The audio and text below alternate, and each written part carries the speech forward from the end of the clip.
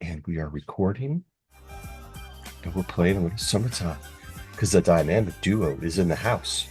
Yeah. Gotta watch how many seconds I play this for. Oh, right. Summertime. Oh, I had to drown it out. 10 seconds, I think is my limit.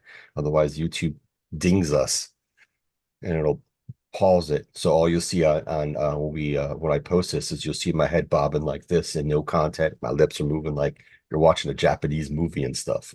So because they like to mute shit. Well, Uh, since we can only play so much of that, maybe I could just start singing "Summertime" from Porgy and Bess. oh, there we go. There we go. That works. Do my best Billie Holiday impression, which of course was is not recommended for several reasons. Um, Gee, indeed. Summertime and the living is easy.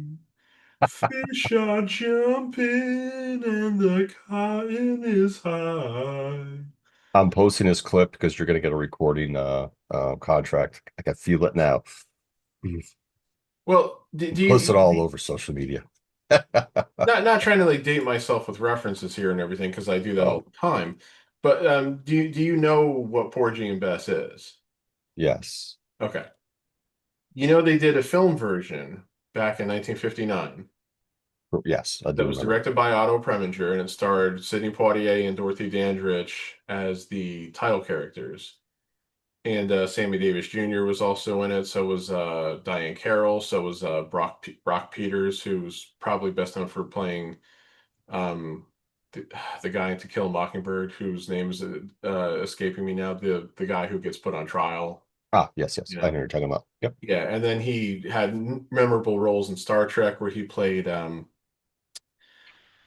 Cartwright in Star Trek's 4 and 6, and then he played Captain Sisko's father on Deep Space Nine. He Oh, was a really yes, good that's actor. right. Yeah, he was Yes, he was yes. he was a really good actor. He died a number of years ago, unfortunately, of course. He'd be almost 100 years old if he was still alive now. But anyway, it is almost impossible to find that movie today, despite it starring Sidney Poitier. Despite all Because, the streaming services we have today, it's well, it's just that uh, the rights lease was only for 15 years. Following its expiration, the film was unable to be shown without permission of the Gershwood and Hayward estates, and even then, only after substantial compensation was paid. Despite repeated requests, the Gershwin estate refused to grant exhibition permission. Prints are beyond rare and have been called the holy grail of missing movies. Though bootlegs exist, whether a complete quality print exists was unknown for a considerable period. In 2017, Michael Strunsky, trustee and executor of the Ira Gershwin musical estate, told the Hollywood Reporter that Ira Gershwin and his wife, Leonore, viewed the film as a piece of shit and directed Goldwyn to destroy all remaining films 20 years after release, as was their right. well, However, damn. Michael Feinstein, Ira Gershwin's assistant, denies that this ever happened. In 2007, the film saw a theatrical showing when on September 26th, 27th, the Ziegfeld Theater in Midtown Manhattan presented it in its entirety, complete with overture, intermission, and exit music, followed by a discussion with a biographer of Otto Preminger. The film was shown twice in New York in 2010 and again in 2019, when it was described by the biographer as virtually a lost film, which is kind of almost unheard of for a film from like after the silent era. It's like Yeah. there's so many silent movies that were lost for various reasons, whether it was like the film deteriorated or they were just simply misplaced or whatever. But it's very rare to have that happen for anything, especially a movie that was made by Hollywood Studio and everything, from like I said, post the silent era. A digitized version is available for viewing at the Library of Congress. Now, I will Hmm. say I was lucky enough because there was so like when the American Film Institute was doing their 100 years list a number of years ago, and like any movie that's like ever been nominated for an Oscar of any kind, no matter if it was like the lowest technical category and everything, I've always kept a list of those, and I've tried to watch all of those, as many as I can. Some of them are very, very hard to find, though. Some of them have simply never been released in any format. Most of them are from like the 20s, the 30s, a few from like the 40s and everything. Some of them are foreign movies, which didn't get a lot of play. It all depends. So that was on my list for a very long time. And then finally, several years ago, I was able to find a version on YouTube that was watchable. I wouldn't say it was great quality, but it was Okay. watchable. And I was just out of pure curiosity, I went to go see, is it still on YouTube? And so I typed in Porgy and Bess 1959, and there are two versions that are on here. One that says it was uploaded 3 years ago, and one that says it was uploaded 1 year ago. So, hey, if you're really interested in seeing the movie that's kind of impossible to watch, there are some versions on YouTube right now, Yeah, yeah, that works. which kind of surprises me that It's on that, YouTube. that it's even there. Because Yeah. that's the thing too. You can't ever, obviously, with YouTube, see something there one day and expect that it's definitely going to be there the next. Yeah. It doesn't 100%, man. quite it doesn't quite work like that. So, and the other interesting thing too about that movie, I there are some like import DVDs that are available, which I'm guessing again, they may not be region compatible with your DVD player for one, and they might be shit quality for another. They almost undoubtedly are. I always thought that its unavailability had something to do with the racial components, but it's like Mm, it's not that the movie is racist. It's depicting a impoverished, poor black neighborhood and everything. It's like maybe like they felt like some of the characterizations were stereotypes or unfair, this or that. the times, I get it. Yeah. I've always been the type of person that's like, you know what? We've never banned Birth of a Nation, where the fucking Klan are the heroes. True. So it would be just as bad to be banning movies where African Americans are depicted in an unfortunate means. I mean, it's like I've always despised the fact that Song of the South is not available. Um, I was able to find a version of Song of the South on YouTube once many years ago, and anytime I've checked recently, like let's see if somebody's got Song of the South up on YouTube. Nope. So Oh, not that's there. that. So that's almost impossible. Um, and again, I understand why Song of the South isn't seen. But Song of the South is where Zippity Doo comes from. Yeah, yeah, it is. It's like Yes. one of the signature Disney songs. And in a way, it's kind of good that they redid Splash Mountain at Disney World into they overlaid Princess and the Frog on it instead, because now you don't have that. So now you won't be a parent who takes their kid on that ride, and the kid, says, "I want to see the whole story." Well, Sorry, sorry, Junior, you can't because the movie's always been considered racist. yeah, pretty much. And now the whole thing, the character of Uncle Remus in the movie is really the best character. He's like, he's noble and everything, but he does fall into a lot of stereotypes. And the white characters, of course, do kind of talk down to him, saying, "Oh, you're just so simple," and all that kind of stuff. And obviously, in that context and the era in which it was depicting, simple was a code word for dumb, ignorant, so Yes, it was. 100%. it is, again, it was unfortunately a bit of a product of its time. It was when it was made in the 40s, because nobody cared about being racially sensitive. I mean, shit, there weren't civil rights yet, you know. Yeah. So, but anyway, I remember this shit. I remember years ago, supposedly, according to the website thedigitalbits.com, which is the site that I've gone to for any like, home media related news for over 20 years now. Okay. I remember a number of years ago, they had a story saying that Disney was actually considering doing a media release, so it would have been DVD still at the time, of Song of the South. But they wanted to make sure it was done with care, with context, that they weren't celebrating like the depictions of what was going on, but they were presenting, hey, this was the movie that we made. You know, you can, so now you can see Zippity Doo you can see the Brer Rabbit, Brer Fox, Brer Bear story and everything. But they wanted to make sure that they had the um sign off, I guess you could say, of a prominent African American celebrity who they were going to enlist essentially to um, kind of help explain the film, Okay.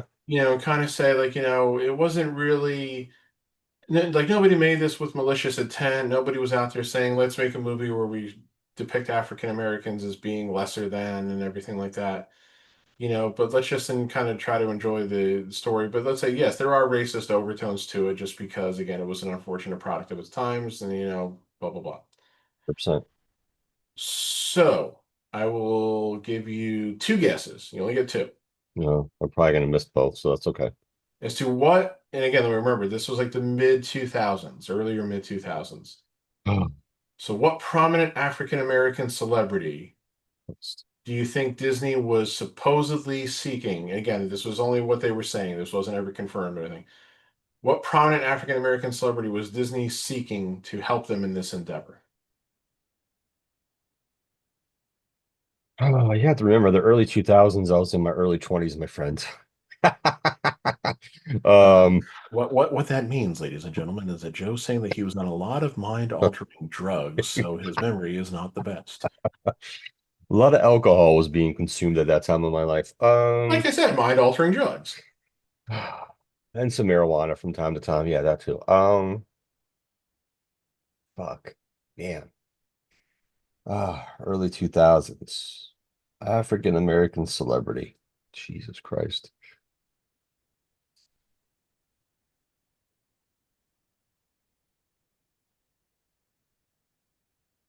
Are they still acting now? No, he is still alive. I just said he, so I knew it was a he, to be honest. yeah. That part I did know. Fuck.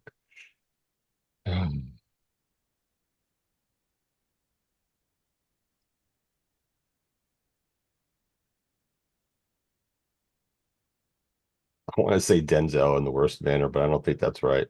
Is not Denzel. I can understand why you would think that, and he would definitely have the gravitas, but I can't imagine that Disney would ever ask him or he would ever agree to it. So,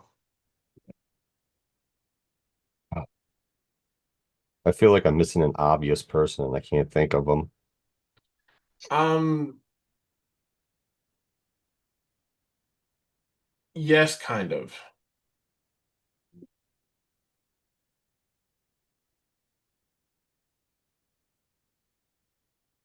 Shit. If I give you a hint, it'll be way too obvious.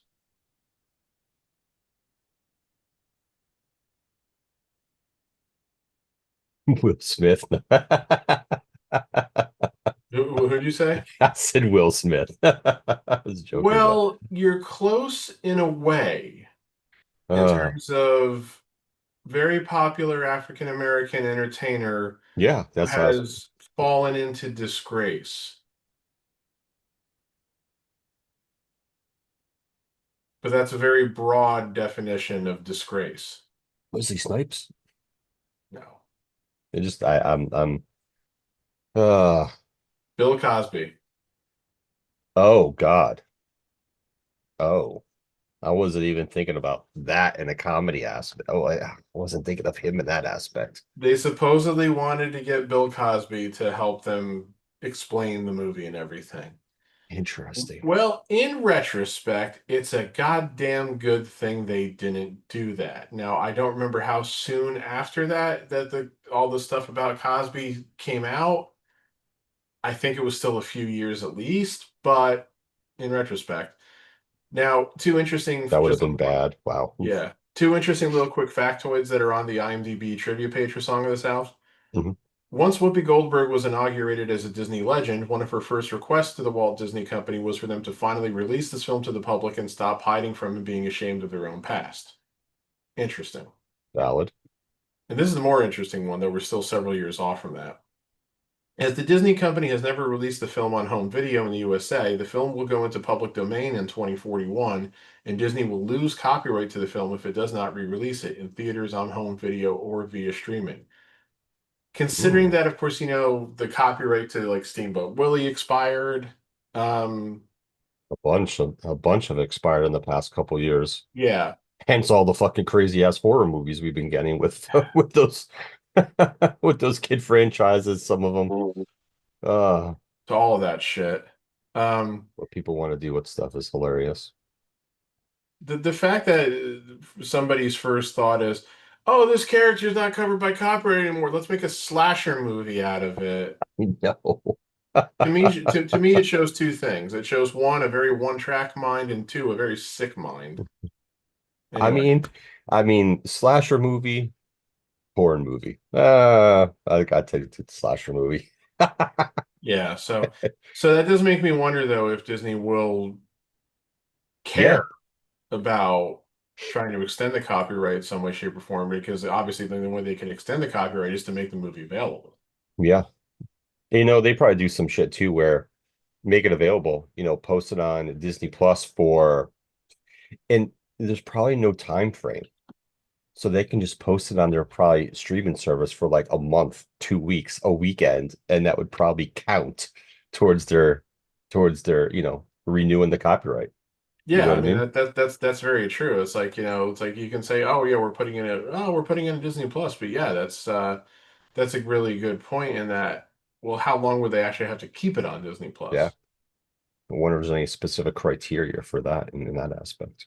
Yeah, I wonder that too, because it's like, could it be the kind of thing that they make available, they don't really mention it, unless it's just like one day it's there and like 2 days later it's gone. Does And that they're like, is hey that guys, look, we had it on our website. yeah, Renew that it's like copyright. is that enough? Yeah. Yeah. It's that's an interesting one would almost think it would have to be available for at least slightly longer than that. There probably is something in regards to copyright, rules, terms and conditions, and things of that nature. That's something I would like to. I might Yeah, have to Google that at some point and kind of see what that's all about. Um, I don't know. I think that's pretty darn interesting. so speaking of movies, I know you said you saw Superman. I'm going to go sometime this week to see it, probably when I'm in Florida. I saw Stupid Man. So what did you think? I've heard good and I've heard good things. I haven't heard bad things, but I've heard some things that were like good and bad per se by certain people. Well, I will say this. I was trying to avoid as much specific reviews of the movie beforehand, Same here. mostly for the main aspect of there was just so much shit that's come out in the last like year or so since the first time where there was that shot of him like in the high rise, so he's like putting his boots on and you saw something in the background and everything. It's Yeah. like ever since that first moment where that still shot got released, there's been so much content about this, and obviously you don't know what the fuck you can believe on the internet anymore. No, no. You take I think on the internet it's a grain of salt. Yeah. I'm not going to dive into some of the other shit, but it aggravated me in regards to seeing news outlets and stuff start posting about, just because James Gunn said he's an immigrant. People who don't know Oh, well, super, that's a yeah, separate issue. yeah. I don't want to get in too much into that, but it frustrated me when people take something that the director said, which is basically what Superman is. If people who don't know, never picked up a Superman comic, don't know the origin of the creators, don't know the origin of his story, never picked up a graphic novel or a comic book, like don't know shit about it. But yeah, let's just take this little aspect and throw it in the political fucking bombshell field and let's run with it when it's ignorance at the highest level. Everyone wants to find something to throw in the political aspect. which aggravated me. But I don't want to dive on that because that's like a 5 hour show. Oh But yeah, I mean uh, that's like, well, j just as a quick aside to that, it's like, I mean, you guys know where Wonder Woman came from, right? yeah, I mean, it's like, come on, You come guys on, people. know what the origins of the X-Men are, right? Just It's the silliness of taking something that's supposed to be fun and putting it into a area of a public domain like politics and using it as propaganda. It's yeah. sad in that You, aspect. But you guys know that the Punisher got so pissed off that they did like an issue I remember a few years ago where he had like cops coming up to him and like worshiping, and he basically even said, what the fuck is wrong with you? yeah, Which was a comment to real cops who like embrace that shit and everything. And it's also like when the people say that like, oh my God, why have you made Star Trek so woke? It's like, it's motherfuckers, do you remember that the first time you ever saw it, an interracial couple kiss on was on television Star was Trek. fucking Star Trek? I know. For Christ's sake, have you made Woke? Star Trek woke? Anybody, again, I've said it before, I'll say it again. Anytime I hear somebody use the term woke in a derogatory term to quote Andre Brower from Brooklyn Nine-Nine, that person is telling you I am not worth speaking to. Correct. Okay, let's go So, back. So how so, did you so like the anyway, movie? Yes. so I was just trying to like read like capsule reviews and just kind of get a gist. I wasn't reading like full reviews because I have a tendency if I read a review of a movie beforehand, then I'll start focusing on something that the person said in the review, Correct. and I'll Same. like fixate on that moment in the movie, and I won't pay attention to everything else. Like I won't see the forest for the trees kind of thing. So I was trying to avoid all that. Sadly, two of my friends on Facebook, my cousin said, this morning, me and the boys went and saw Superman. Visually beautiful, special effects amazing, humor funny, great one-liners, cast was spot on perfect. The story and message exactly what we've needed from a Superman movie since the original, he said Reeves movie. And of course, my God, if there's one pet peeve I have, it's people who call him Christopher Reeves and not Christopher Reeve. I know. I know. So I'm like, okay, man, that's that's raising my anticipation. Another friend of mine, guy we worked with at T-Mobile, Steve Rice, he put, I may only be 10 minutes in, but the new Superman is already pretty fucking stellar. Let's see how I feel when it's over. Then he posted a follow comment. 1 hour in, it's even better. And I just posted on his board. I was just like, damn you, you brigand. Because it's I like I was not wanting to get my expectation up too high, yeah. but I was afraid. I have a friend who posted on Facebook said that he goes, "Don't go see Superman." He goes, "It's bad. Wait for streaming." And I was like, "Whoa." I'm like, Yeah. "Okay." So I will say this. Is it a perfect movie? Of course not. There's James very Gunn's few perfect movies, movies. none of his James Gunn's movies were perfect, but Yeah, you there's know, very few perfect movies. Is it a great movie? Uh, I feel like the term great should be reserved for stuff that's more meaningful, I guess. That's not like, like popcorn movie.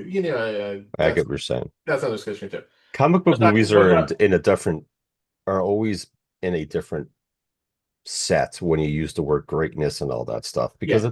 it's comics. Like you read comics in a series, not every single comic's fucking good. You have like it starts off good and you have like two or three issues where they're kind of like giving you like background information and shit like that, and then it picks back up. So even comic books aren't Mhm. great from every single fucking issue per se. Yeah. So was I entertained? Immensely. Yeah. My cousin was right. I thought the effects were really good. The visuals are great. It is bright. It is colorful. It is vibrant.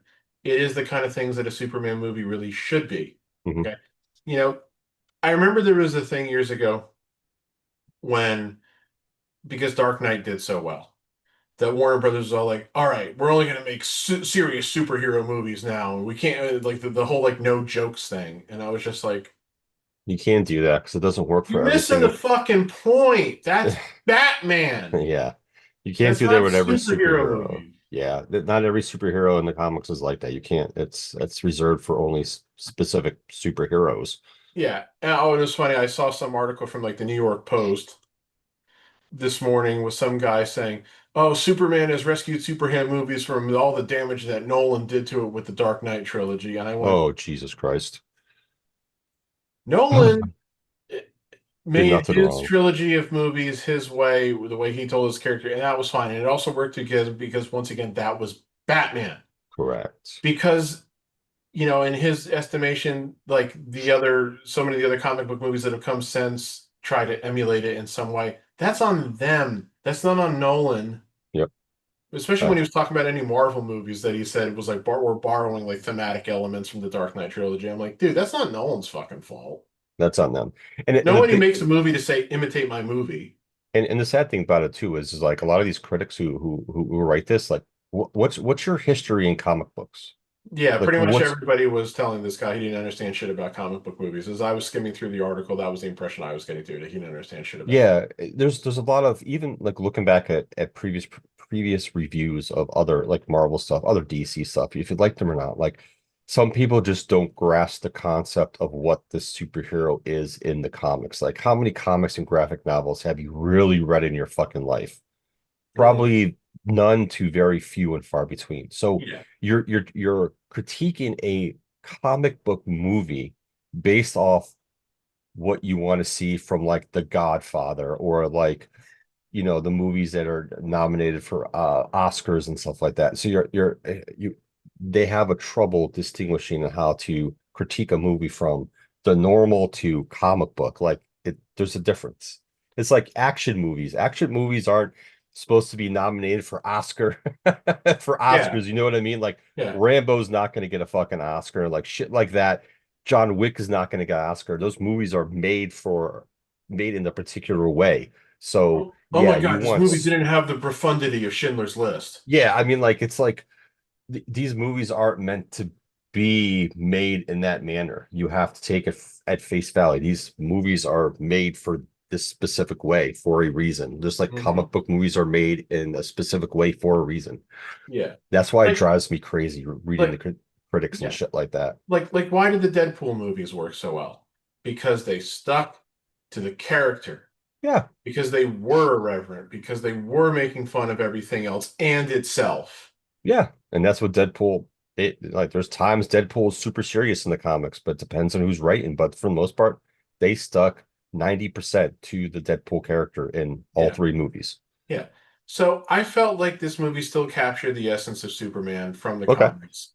And it wasn't also like so faithful to the comics that they wouldn't allow the film to breathe. Because you said like I saw one person say, "Oh, maybe James Gunn realized that if you want to make a successful comic book movie, you should make it like the comics."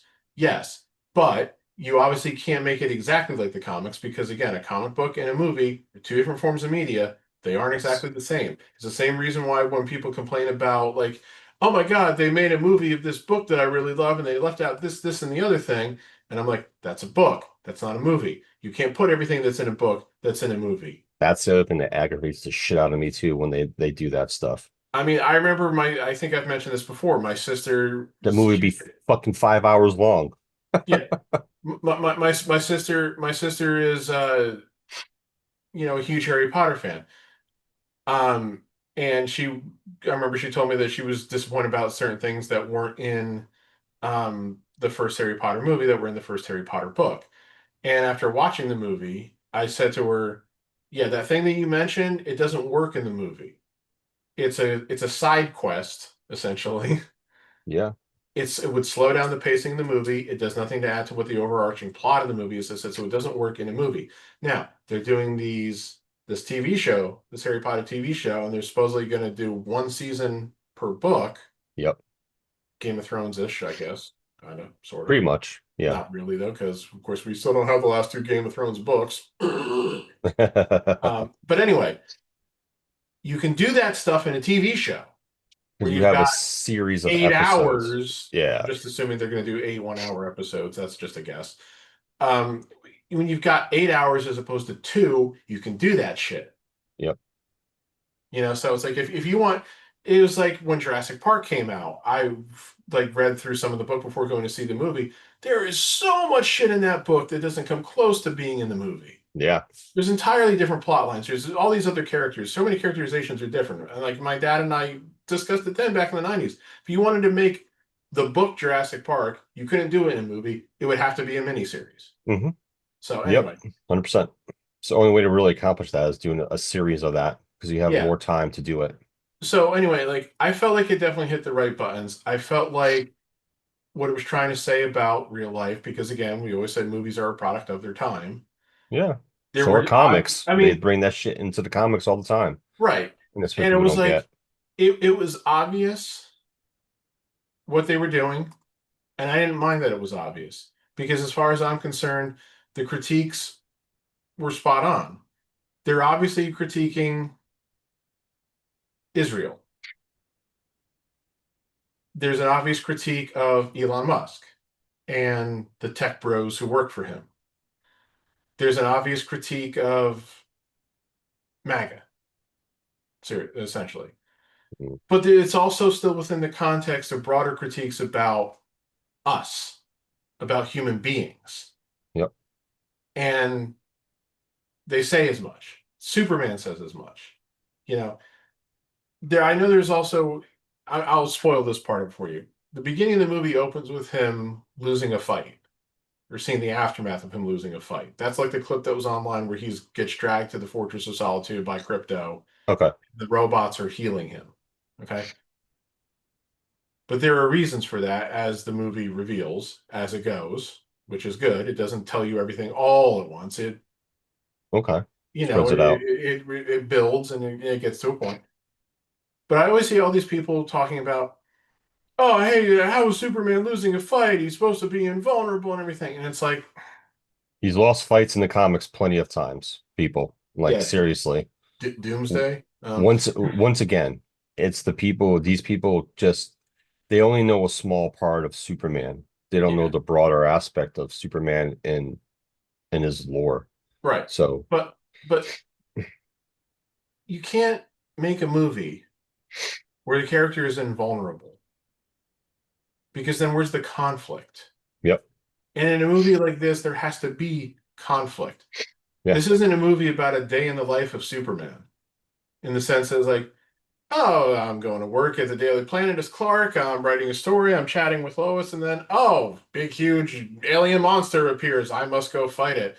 And it's just a series of vignettes. That's not how you can make a superhero movie. There has to be a conflict. I And the hero has to be challenged in some way, if not physically, in order for that to work. correct. So, yeah, I'm sorry, Superman's gonna get beat up. Yeah. But So again, the it's not the first movie time. the movie shows you why he's getting beat up. There are legit reasons, and to me, I felt like they worked. Okay. So again, I'm not gonna say everything. I do know there's two post-credit scenes. One's supposed to be a fun one. And I think I spoiled that for myself because one There's a post-credit scene which is humorous, doesn't build to anything. I will is just say that that right is the now. humorous one with crypto because that's what I've read. It's not, well, no, that the one that's out all the way at the end, so the post-credit scene is humorous, but Crypto's not in that. Okay. There's a mid-credit, I won't even really call it a scene. It's maybe 5 to 10 seconds of Superman and Crypto, but I don't want to say what exactly is going on. Okay. Again, it doesn't add to anything except be like a nice little moment. It definitely doesn't build to anything. Outside of one aspect, there's nothing in this movie. Outside of two aspects, there's nothing in the, which are both kind of brief. There's nothing in this movie that's revealing the larger cinematic universe. As of yet. Right. Okay. You don't get a post-credit scene where Iron Man comes home and Nick Fury's in his house talking about the Avenger initiative. There's nothing like that, you know. So there's a couple short appearances by other people. Um, you can spoil yourself if you want to on that. I'm No, not gonna. I don't want to. I've seen that and I've stayed away because I don't want to know until I see it. Yeah, I accidentally caught that one of them was going to happen. The other one, I don't know if I remember seeing that it was going to happen, but I was still kind of surprised when it happened, so it worked Okay. for me again. Plus, So it's kind of one of I those things where like I want to see this movie yeah, before we see Peacemaker too, because you know there's yeah, I characters in the movie that are in Peacemaker, so I want to know. I don't want to like go there and then have to backtrack. You know what I mean? based on um the one trailer for Peacemaker season two, you definitely need to see this movie before you watch Peacemaker season two. Yeah, yeah, that's and I definitely want to because I was going to in the first place, but I Yeah. feel like it's a must. Well, and the good thing about that too is, as somebody is taking issue with a comment I made about All In, Of course. um,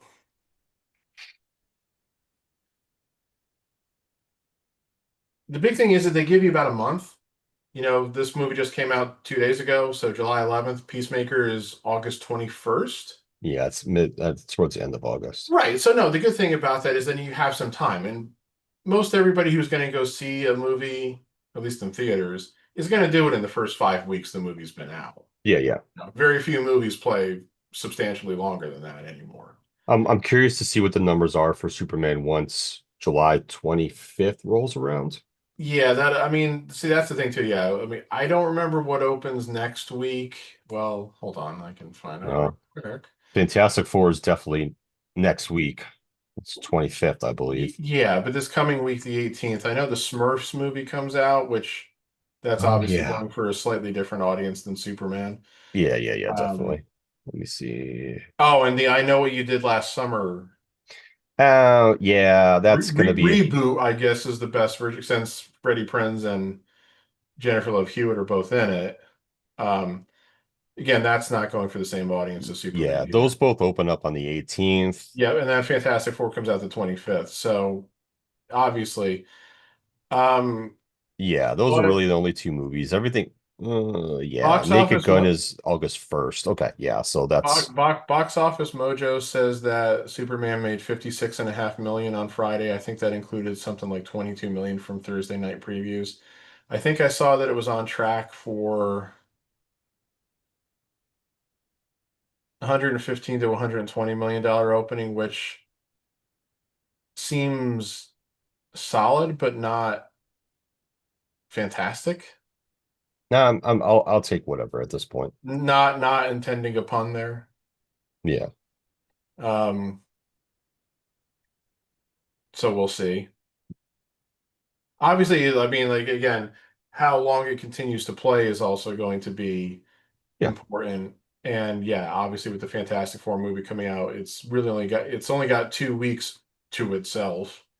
Yeah, and we'll see what it is like the international box office and all that jazz is too. I mean, overall, I think it's going to make enough money where it's not going to hurt the future of DC in regards to their movies and stuff like that, to be honest with you. So I think it'll be fine. I'm excited to see it. I'm also excited to see the Fantastic Four. You know what I mean? It's um, that's another aspect. I'm curious to see how that movie goes. Um, what truly is going to happen since we know that there's a spoiler from Thunderbolts end credit scene. You know what I mean? So we'll And s- I, of course, still say to me that wasn't really as much of a spoiler. Um, I mean, it's kind of obvious what's going to happen in the Fantastic Four once Galactus was involved, to be honest, because you that's have what I mean. It's like I you, always felt like, that world's going to end by Galactus, and Fantastic Fours need to get out of there, and you know, yeah. So yeah. it just Now progresses the story. the question, of course, is how they bring Doctor Doom into that. Then it's like Doctor Doom also coming over from that universe, or is Doctor Doom in the current Marvel? Blah blah. I'll wait for Yeah. that. So yeah, there's questions we have to that will probably be answered in that movie or post credit scenes as well, because you know what's going to happen in regards to that. Um, did you finish watching Ironheart? I never started watching Ironheart. Okay. I've seen a lot of bitching about it. I will say this. Since you didn't watch it, I won't dive too much into it. Do I like I like her character? Riri, not Riri. That brain hurts now. Do I like the Ironheart character? Yes. Did I like some of the stories for the characters in the show? Yes. Um, I will grade the show from episode 1 to episode 6. Unfortunately, my total grade is a 6.5 out of 10, as far as the series is concerned. I think they did a good job with character building for certain characters. And I liked what they did with certain aspects of the show from episode 1 to episode 6. Uh, some people were bitching about, the person who played Mephisto, um, bitching about the guy who played the Hood and the Hood's characteristics. And here again, and this is the problem. When it comes to certain characters in the comics, it is very challenging to get all of them correct. You try to get the best people to fit those characters in a real life movie. So it's not going to be exactly what you are looking for or what you're used to when you open up a comic book or a graphic novel.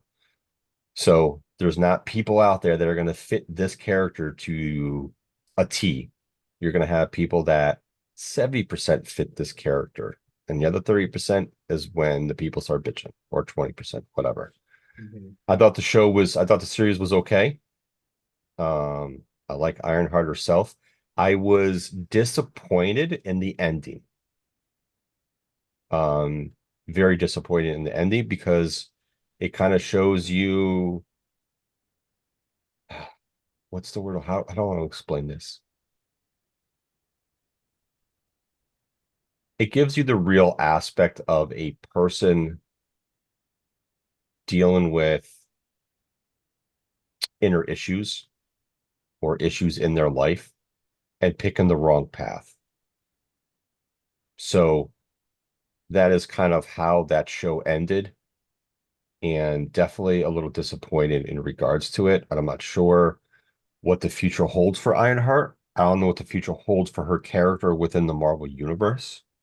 Um, I hope we see her again in the Avengers movies of some aspect and have some redemption in those movies. I'm not sure where they're going to go. They've left a lot of questions to be answered. Pretty much, Pat, like at the end of that show, there's more questions than answers, to be honest with you, like legitimately.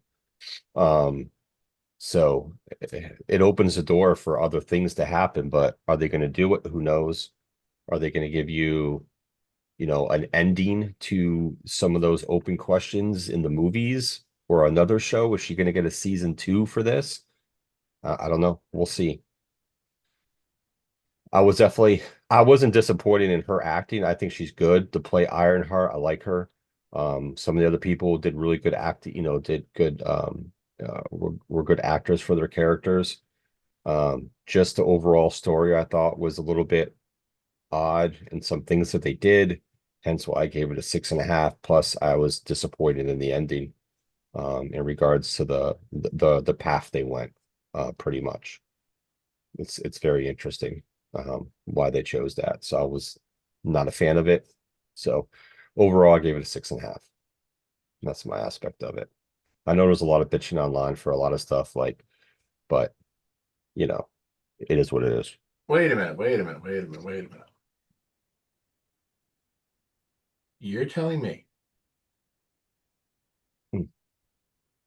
people were bitching online about a comic book property? No. How could they? I was like, listen, you can't always find the right person to play a specific character. You got to do your best. It is what it is.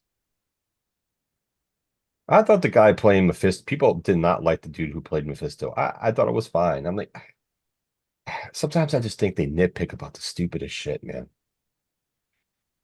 You know, and then some people were bitching about, the Red Hood, the guy who played it, like, you know, the reasoning why, how he became the Red Hood. I mean, the Hood, not the Red Hood. I'm sorry, just 'cause the cloak is red. Sorry, but how he became the Hood. It's kind of like you're missing the concept. This is what Mephisto does. He he dwells on what you want. Like, you know, what's the word I'm looking for?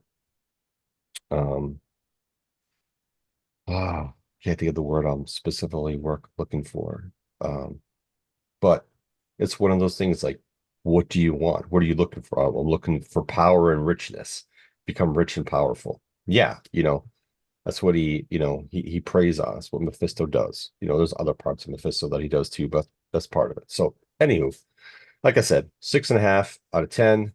We'll see if it gets a season two. We'll see where her character shows back up in any of the Marvel movies. So, you know, we'll see there. Oh, did I mention this before? I saw this on Facebook reel when they were bringing up the logos for the Avengers movies. Did you notice where the A in the Avenger, if the A completes the circle per se, the Avengers win in that movie, but if it's open, that they lose in that movie?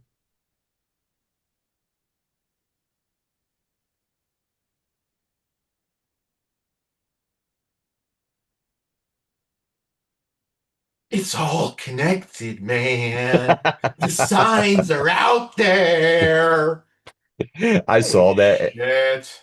I saw that and it was funny. And the guy was like legitimately going through. He's like, see, in this movie, the Avengers win, and the A is closed to, through the V and the N or whatever it is for the logo. But then they lose in this one. And see, the circle doesn't complete. And he went through each one of them. And I'm like, well, and then he was like, well, look, here's the Avengers movies. Here's the logos for the two new ones. One has it closed, one doesn't. And I'm like, oh boy. I mean, for right now, I mean, based on what he said, it seems to be correct. But I mean, I don't know if that's some, you Okay. know, Okay. what's the word, uh,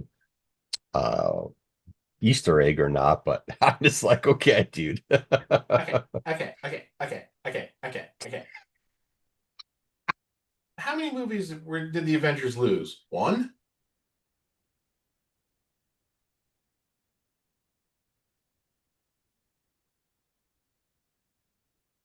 They lost Infinity War, Yeah, yeah. which then leads to an Endgame, which they win. We've basically already been told that this is again, is a two-part Avengers movie. So obviously they're losing the first one. We got to go back to the original Avengers movie when they were first formed. That they won that one too. Right, and they essentially won an Age of Ultron. Yep. So just, oh boy. So now once you go look at all the logos for the Avengers movies to see if it's legit. Well, this is no, because I don't care. I think it's funny. This is once again something that a very great philosopher named Strongbad once said. People with too much time on their hands. Let me tell you now, to people with too much time on their hands. Oh my God. I know I waste plenty of time doing things that I do. I don't go looking for stuff that, especially something that's fictional. I mean, oh my God. It's like, dude, if you want to look at this kind of shit and be looking for fucking signs here, there, and everywhere, why don't you go to a journalism school and go become an investigative reporter and go look for the evidence about how, like, the rich people control everything in this fucking world. Oh, that's right. You can't do that anymore because, newspapers are shutting down left and right. So, damn.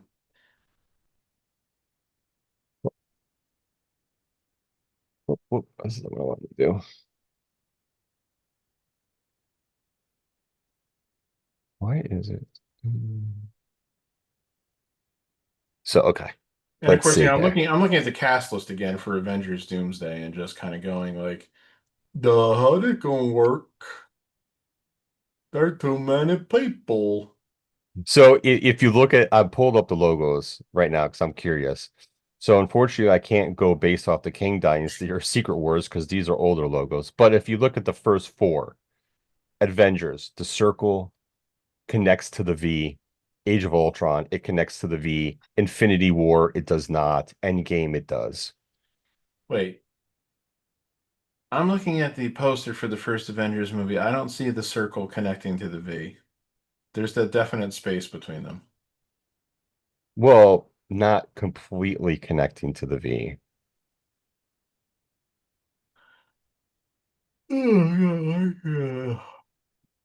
Age of Ultron looks about the same. Maybe it's a little closer, but again, it's not fully connecting. I can't believe I'm actually looking at this now. I hate you for this. You see my screen? Yeah, Infinity War, the circle stops at the leg of the A. Yes, but the rest of them go close to the V. And then yeah, in That's game it goes past the leg of the A, correct. That's pretty almost much what I touching mean. onto the It V. goes past the and almost connects. It goes to the V, each one of those. See, now Well, and these are the old yeah, logos for Kang, which it doesn't, and Secret Wars, it does not either. yeah, on the Doomsday logo it does. It's like the first one, Age of Ultron and Endgame. Yes. So Doomsday connects. So supposedly they're going to win, but Secret Wars, I believe it does not go past the A. It's short. So Well, I mean, is the second one still being called Secret Wars? uh I believe so, yes. Oh, interesting. Well, whatever.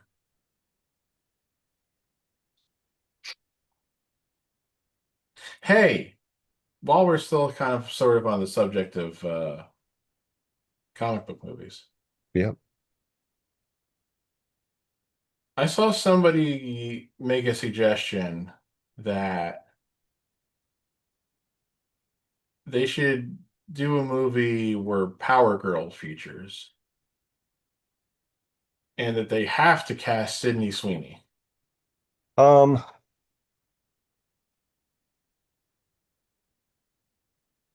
if you're going to do a Power Girl movie, I'm not opposed to it. I mean, yeah, but obviously there's only one reason why everybody was saying that. Oh yeah, I know. It's called Camera One and Camera Two. Yep. Uno and dos. Yep, yep, yep, yep, yep, yep, yep, yep, yep, yep, yep. So let's roll over. Let's get into some AEW because they had a pay-per-view yesterday. Now, I did not watch the pay-per-view as of yet. I have the streaming link to get a the illegal copy without paying. But anyway, um, I'll start watching some of the matches here and there. It's like I said, I got so much shit to do from now until I leave for Florida. Like I'm not gonna be able to just sit down and watch it 4 fucking hours of it straight through. So not to nitpick and pick here and there. But I'm just gonna run through. I have Bleacher Report open. And I pretty much like the guy who does his reviews on Bleacher Report. He doesn't seem to like favor he never writes anything where he favors one company over the other. He's pretty biased and straightforward with his what he sees. So let's just start with the countdown, which is a 6 hour show. The countdown's 2 hours. Um, so the matches on the countdown show were the Sons of Texas and the Von Erichs had defeated Shane Taylor Promotions. He gave that match a B minus. Notable moments and observations from that match. He said Beretta shoving Big Justice is one of those moments that will be clipped and shared a lot on social media. Props to that kid for taking that bump. So I have not seen this Why bump that why is that going to be shared? Just because the kid got pushed? supposedly I he took a bump. I'm not sure what the bump was. I have not been able to find it as of yet. The I mean, spot. there's nothing that special just about taking a bump, but okay. It depends. I mean, the kid, I don't know how old the kid is. I think he's only like 12 or 13 or something like I that. thought he was a teenager. Yeah, But I 13, also maybe don't 14. but I also don't know slash give a shit. Very true. Understand. The other, the conglomerate and big, I should say, The what? the conglomerate collaboration, God, and Big Boom AJ. That's technically and versus the Don defeated the Don Callis family. That was the Beretta shoving Big Justice. Because that's the kid that's with Big Boom. But anywho, and then finally FTR defeated the Outrunners. So he gave the Sons of Texas and the Von Erichs against Shane Taylor Promotions a B minus. The conglomeration and Big Boom defeating the Don Callis family, he gave a B minus, and FTR defeating the Outrunners gave a B. Turbo Floyd from the Outrunners did a good job of selling his leg injury. And here's the other one that's kind of like a little iffy. There was a kid who could be heard screaming louder than anyone else during the FTR match. Okay. So that worries me that the crowd did not seem to be in that caring about that match. If you're hearing a kid screaming over everybody else, I'll have to watch that to kind of see, but that's not something that might be a little iffy with that. So it seems like decent matches in regards to the, I say undercard, I'm using old terminology, don't care. So seems to be good. I mean, the FTR and Outrunners match, that's the one I really want to see the most because I think the Outrunners are funny as hell as like an old school 80s, 90s tag team with their get up and whatnot. I find them humorous. I like those guys. So on to the main card, which was 9 matches. The first match of the main show, it seems like, was the AEW World Trios Championship match. The Ops with Shibata,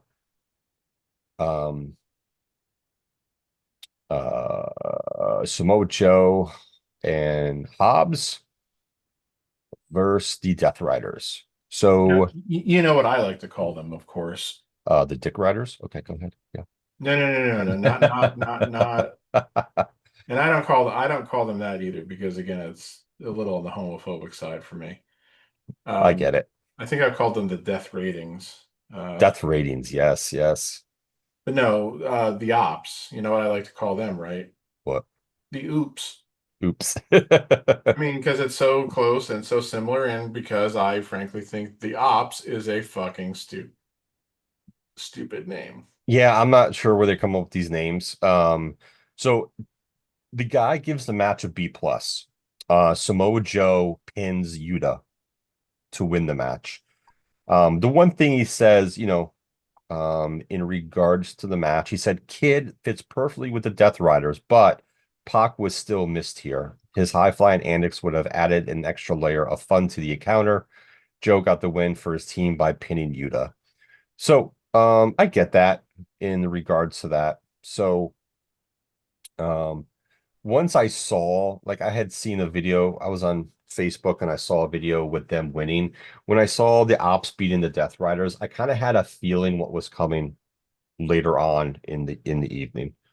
But notable moments. It looks like after this match is when Adam Cole came out and did his speech saying he was vacating the TNT title after suffering an injury of some sort. I watched the video for that. He didn't, unless there's a longer one that I did not see. The one I watched was several minutes long. He did not mention what that injury was.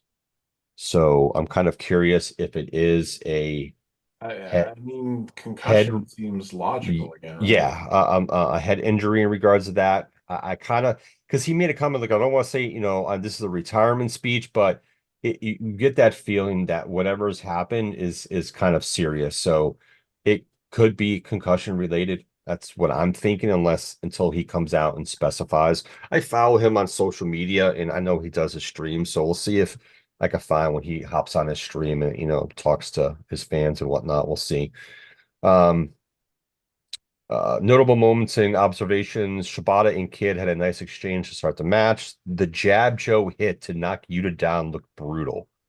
So he definitely stiffed the shit out of Yuta, which is fine with me. Yep, he deserves it.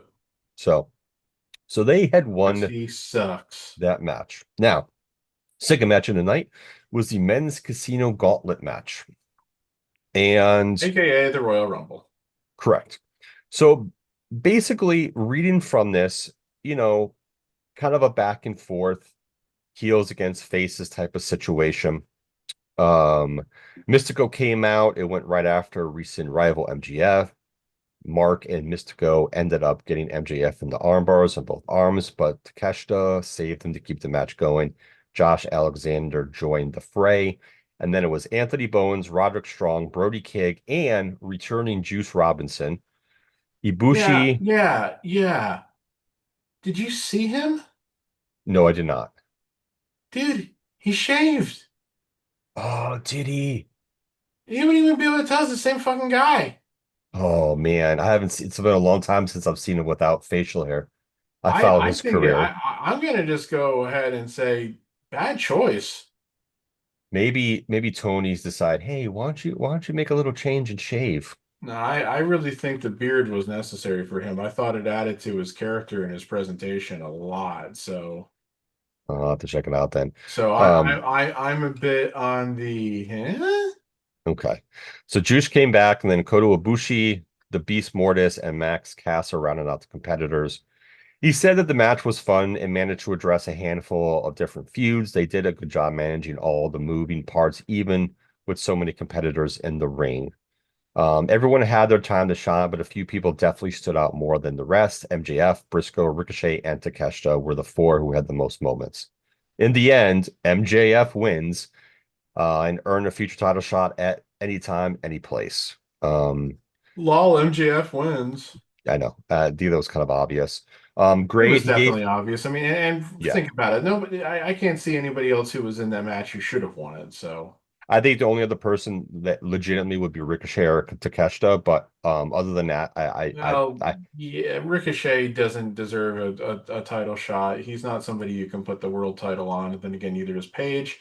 And Takeshita, they just haven't used him well. yeah, yes, I agree with you on that one. There's still I still feel like again I'm not currently really actively watching AEW, so criticize away. But I just again I can still get from just what I'm reading about it that I feel like Takeshita is has a lot of potential that's not being fully harnessed because he's just Correct. lost in the shuffle. Yeah, I agree with you. Absolutely. They gives a grade of B plus for this match. Notable moments of observation. Bandito's one arm press slam is always impressive. Takesha it had a fun moment with Bandito when he got into the ring. You could tell the crowd wanted to sing Miss Mystico's theme, but a lot of them did not know the Spanish lyrics, which I gotta watch that day because I think that's hilarious because a lot of people like Mystico, to be honest. Um, The Wrestling with Regret review, I think, also made mention of people wanting to sing and not knowing how to. Yeah. Roddy had one of the best sequences when he got into the ring. The Gates of Agony and the Guns were involved, but not in an official capacity in the match. Um, Yeah, so I saw that the guns were there, and I was kind of like, oh, nice of them to remember that they are there too. yeah. I So don't think they've been around for a while. they have not. Next match was for the vacant TNT Championship match. Fatal four way. Wait, So before you get further into that, yeah, I just want to say that it was so nice that the greatest world, well, not world champion, but though he has been the world champion at times, but that the greatest champion of all time once again showed up on this show, but only held the belt for about 20 minutes. That, of course, being vacant. Vacant has won more titles than anybody in the history of wrestling, but just always loses them. indeed. Bacon just has a rough go at it some at times, you know. Yeah, that should be something I should look up sometime. Like, what was Vacant's longest title run of any kind in any company? That's interesting.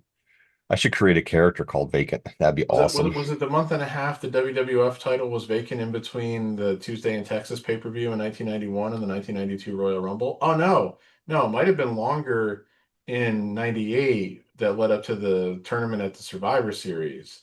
The title Oh might have been yeah. vacant longer that period of time than it was before Flair won it at the Rumble. I'd We have will to have check that. we will have to research that one. Because those were two definite long vacant title reigns. So because they Yes. were obviously building to that particular show in both cases. Oh yeah, absolutely. But Um, anyway, so so the TNT respect the Championship. vacant. Yes, absolutely, 100%. The TNT Championship match. Now, here's the thing about this.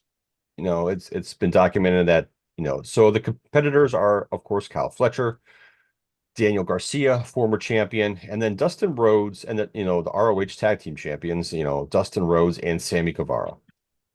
So my question is, based on the person who won this match, I assume that Fletcher was not going to be Adam Cole originally, because Fletcher does not win this match. So Yeah, but that was the funny thing. I saw a lot. I saw, well, at least a few people speculating that I don't know what the odds were. I have to Fletcher ask was AG going about to that. win the match. I had to ask AG what the odds were on this match before the show, if for an injury, because I was assuming, you can always assume. A lot of times when you assume, you're wrong. But I was kind of predicting that, I kind of wanted Cole to win, but I had a feeling, they were going to give Fletcher the belt because Fletcher's really fucking good. So I had a feeling they were going to give Fletcher the belt, right? I also saw somebody blaming Fletcher for Cole's injury, but I don't know about that. Well, he did a move where kind of the back of Cole's head and stuff hit the ring or whatever. It was a move off the apron that wasn't done properly. Put it that way. It was more like the top of Cole's shoulders and head that hit instead of the middle of his back that was supposed to hit. And people were like scared shitless. And it looks like people got, Fletcher had some heat for a little bit in the back, but Cole said he was fine. And I think Cole wrestled a couple times after that as well. Not to clarify Uh-oh. that, but I believe he did. But Well, that's you know, not good. I mean, if he had a concussion, he kept wrestling. We're getting into like Bret Hart territory there. yeah. So I mean, he was evaluated and everything was fine from what I read. So on that, and he wrestled a couple other times. So I'm not sure.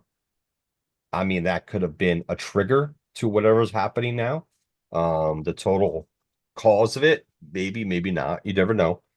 I mean, But that doesn't sound great either if he was evaluated and there was still something wrong with him. I mean, I mean, obviously something else could have happened afterwards, but I mean yes. that doesn't give you a warm and fuzzy feeling about AEW's medical staff.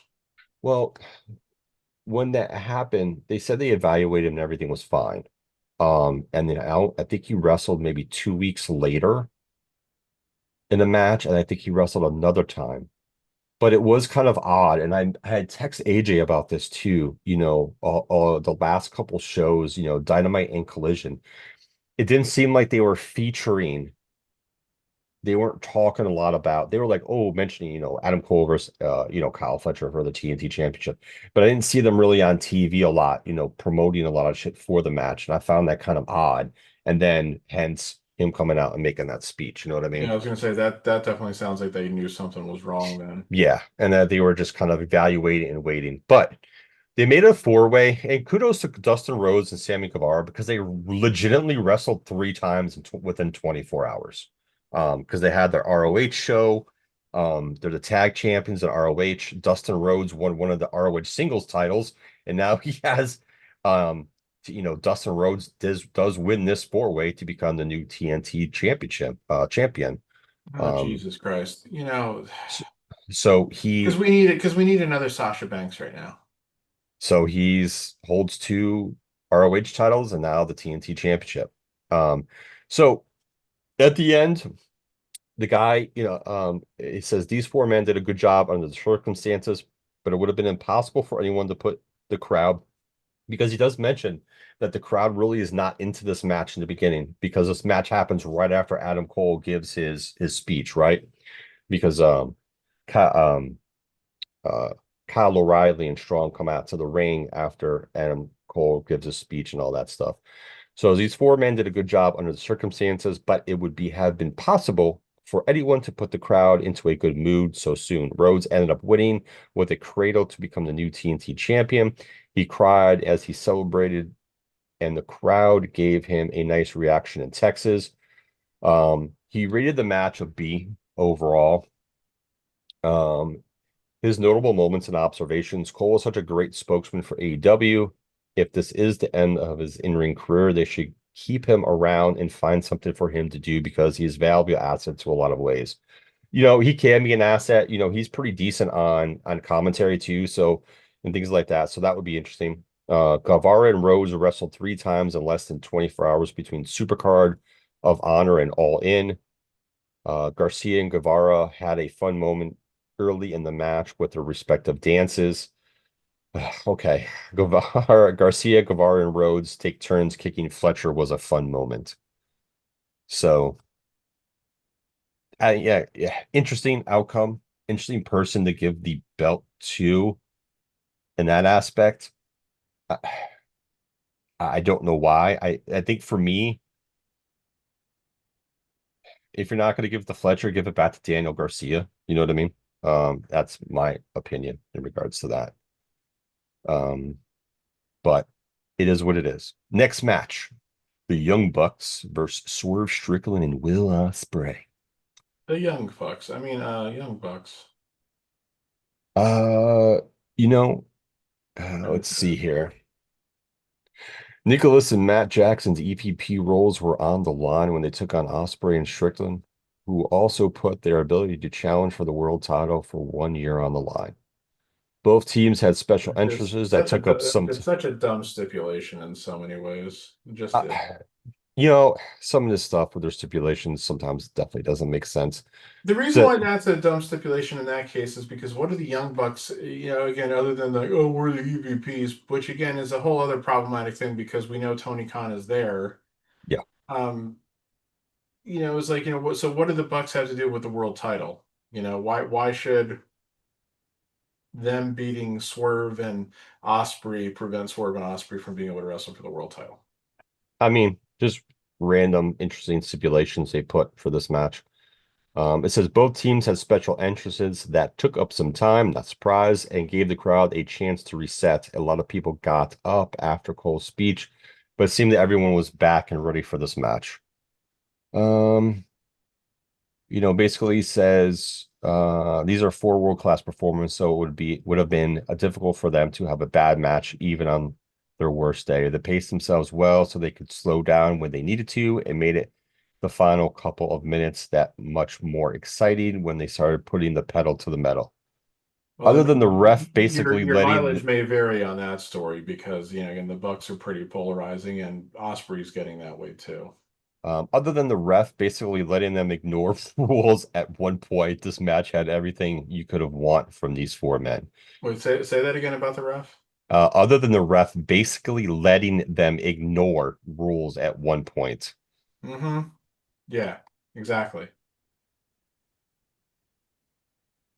Let's see at the end, Osprey It's just accidentally again, that's why I say nothing in AEW means anything. uh, for some aspects, very true. Osprey accidentally hit Swerve with the hidden blade, and it almost cost him the match. They were able to rally and hit their finishes at the same time to get the win and remove the Bucks as EVPs of AEW. He gave this match an A minus in regards to it. Osprey's Assassin Creed entrance was awesome. JoJo Offerman singing Strickland to the ring was great too. The Bucks entrance was perfectly over the top and hilarious. It helped the crowd back into the right frame of mind. The announcer said Swerve wasn't used to being in a tag team scenarios, which was weird because he's a former tag team champion.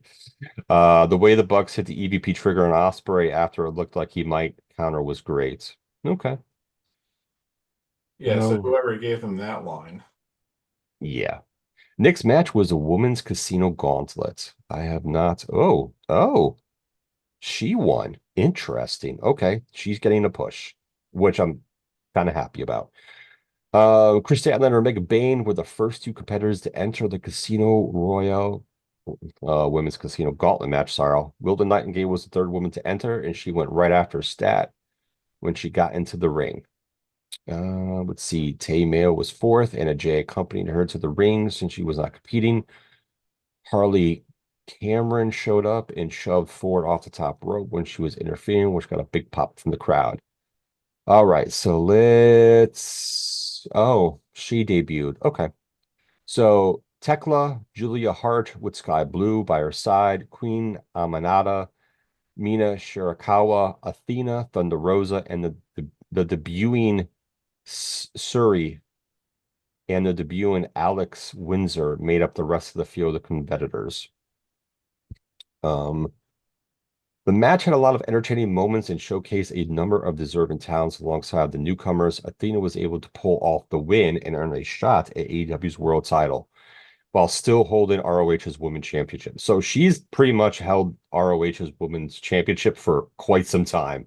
I think she is the longest reigning ROH women's champion in history at this point. He gave the match a B plus. So it looks like it was Athena got one of the biggest pops, if not the biggest.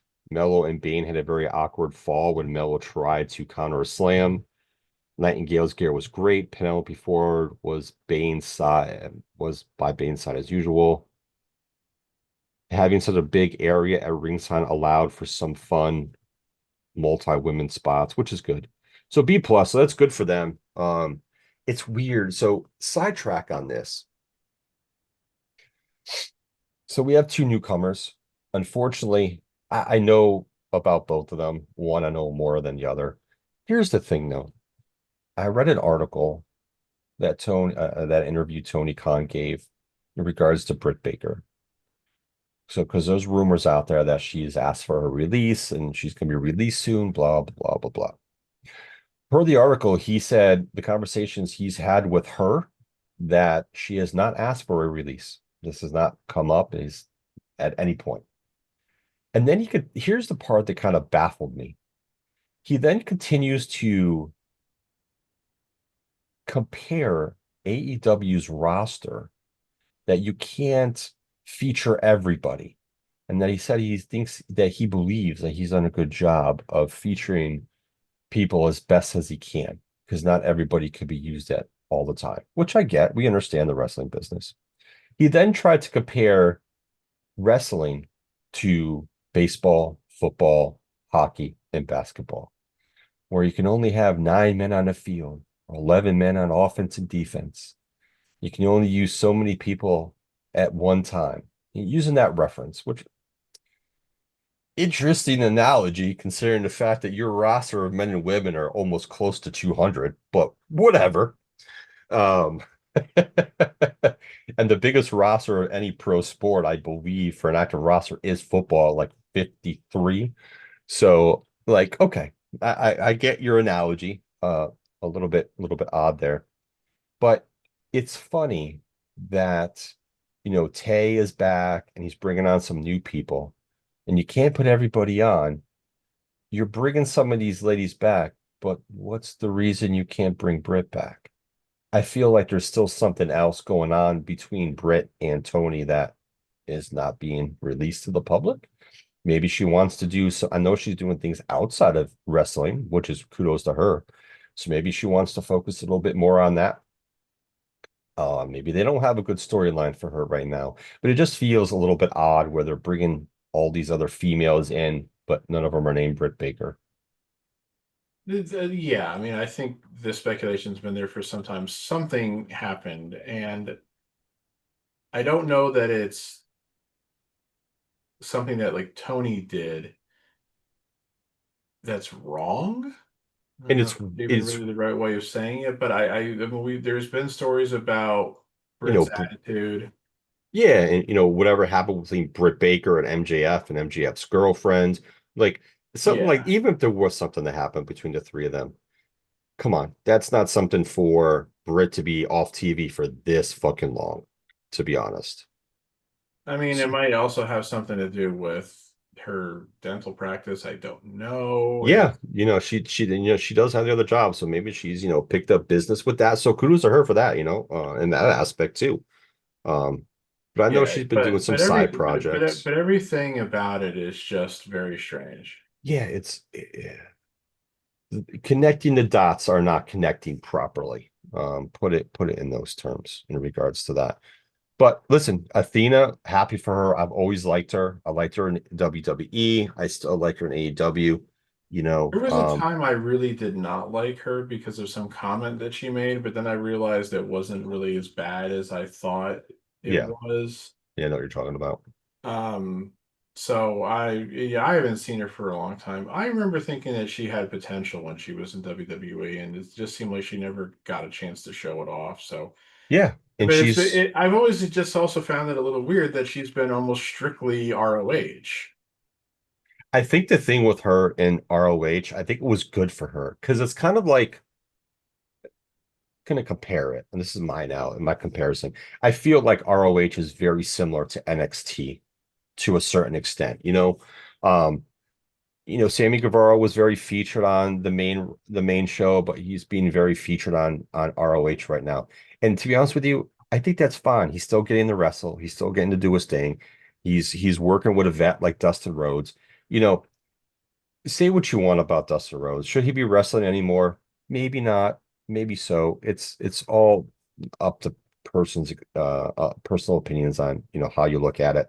The guy can still work. Is he going to do all the crazy shit? No, but he knows how to. He has a good work rate. And he's going to teach these kids, how to work in the ring and tell stories and things of that nature. So I think believe he's definitely helping Sammy because I've seen Sammy like kind of grow since he's been with Dustin.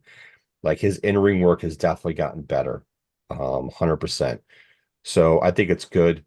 Um, and I think ROH really isn't bad for a lot of these wrestlers to be featured on there right now to when it's time to come up to the main roster for injuries or whatever the case may be.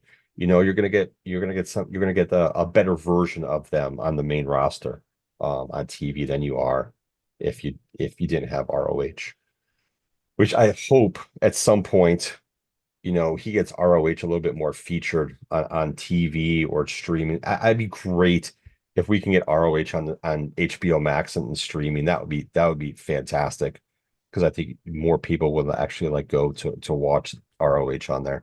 But at the end of the day, I'm glad Athena's getting a push. She definitely deserves it. She's put a lot of work in it. She's definitely improved tremendously as well in that aspect. Um, Going on to the next match, we have the AEW World Tag Team Champion three-way, the Hurt Syndicate versus Jet Speed versus the Patriarchy.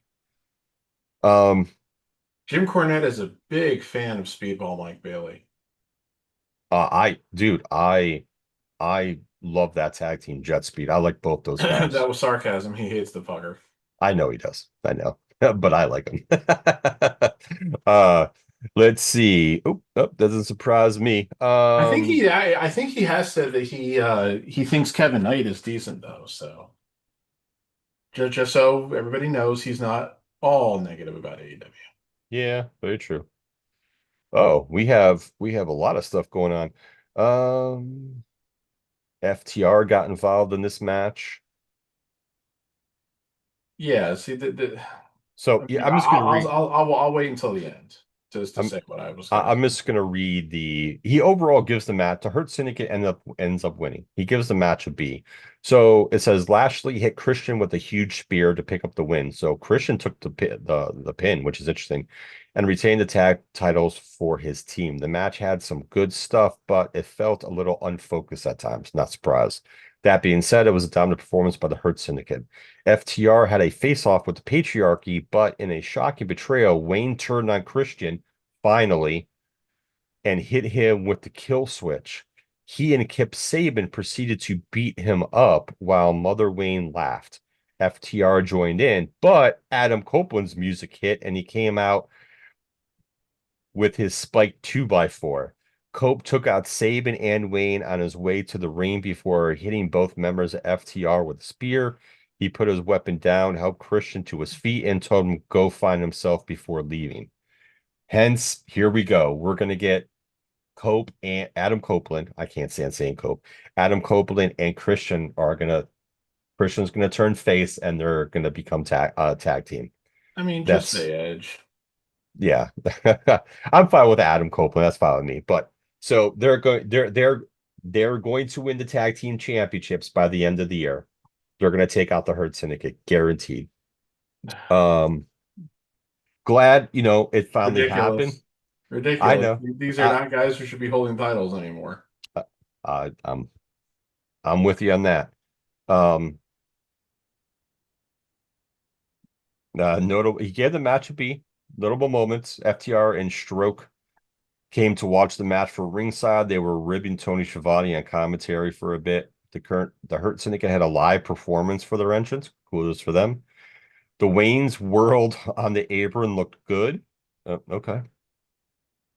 Yeah, it's kind of, I know they want to have one last run as a tag team. Listen, they're getting the belts. It is what it is. No, I mean, yeah, I mean, yeah. It's obvious. So the next match, Tony Storm versus Mercedes Moné for the TNA, it's an ass, for the Women's World Championship. Um, he gave this match an A minus, which I'm not surprised because I feel like this is a match I want to see. I'm pretty sure that Wrestling with Regret guy gave it 4.5. Pretty sure. N- Um, bypassed most of it. Neither competitor felt like they had a clear advantage in any way, which helped make the outcome a little less predictable than most of their matches against other opponents. Either one could have won, and fans would have accepted it. On any other show, this would have been the match of the night, but the bar was set very high and all in. They put on a solid performance, but they left the room for improvement. Both women came close to winning on multiple occasions, but Storm prevailed to retain her title, which to me is the right move. Storm winning this match over Mercedes was definitely the right move to do. Yes, how nice of Sasha to agree to lose. I mean, it's storyline wise and everything, it's the right move. Let's see. Notable moments, observations from them. Monet had some cheerleaders perform while she was driven on the stage in a classic car. Storm narrated her own pre-entrance video. She came out with a cane before dropping it and taking off her jacket. Storm has built up an ability to control the crowd like a puppeteer. It's impressive.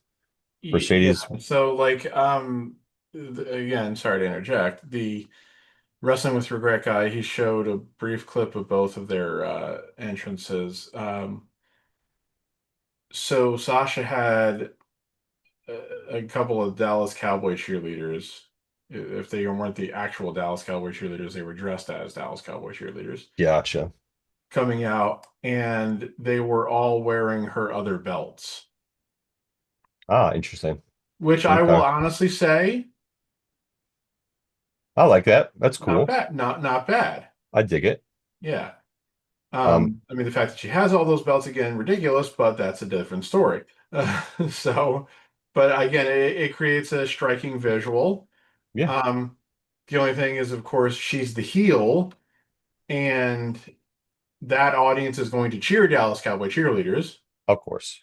So, you know, It does say Mercedes was being checked by ringside doctors after the match. So it seems like that match hmm, was very, and I'm not that interesting. match was good. You know, I saw someone else give it 4.5 stars. Someone gave it 4.25, but it looks like it was a really good match, and a physical match too. So, Yeah. um, Now, as far as like Tony's entrance, again, the Wrestling with Regret guy was showing a couple things and describing it. Now, the description he was giving of it, I didn't care for. Now, again, I've long said I don't like Tony Storm's character. I don't like this fake fading Hollywood starlet thing, which everybody's trying to say was like Marilyn Monroe, and it's like, no, it's fucking Gloria Swanson and Sunset Boulevard, just young, yes, just every other thing. But he was talking about how like there was like a film noir type aspect to it, and then there was but she had like clown makeup on, as it was, like it was like she was like doing like fucking like pantomime from like a silent movie and everything. So again, I'm gonna wait again until you get to the end of this, but it's gonna build into an overall criticism I have of AEW right now. Um, so it was there was a lot, it seemed. yeah, I'm definitely gonna go back and watch that match from beginning to end in regards to it. See, I like Tony Storm's character. I dig it because it's different. She's done really well with it. It's different, and I'm not saying that she's doing a bad job with it. I'm just saying I don't care for it. She's yeah, yeah, obviously gone full blown into it. I mean, I yeah. can't, it's when you think about it, it's kind of remarkable that this character has gotten over the way that it has because on paper you would say, well, this is fucking ridiculous. This is a cartoon character. We don't do cartoon characters anymore. And it's kind of a gimmick that's because of the type of gimmick, you don't know if it's going to resonate with the people. You know what I Right. mean? That was Because just it. Again, you're saying we're going to do a character because in doing a lot something of from the 1930s or 40s doesn't always resonate with people in 2024 or 2025. You never know. right. So What character from wrestling history is thematically closest to Tony Storm? I am looking for a specific answer here. female or male? Male. Adrian Adonis? Close, but think of the movie part of it.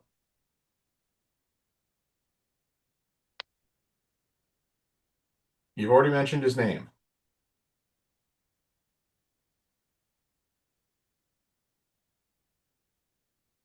Denzel Washington. Goldust. Oh, Gold Dust. Gotcha, gotcha. Yeah.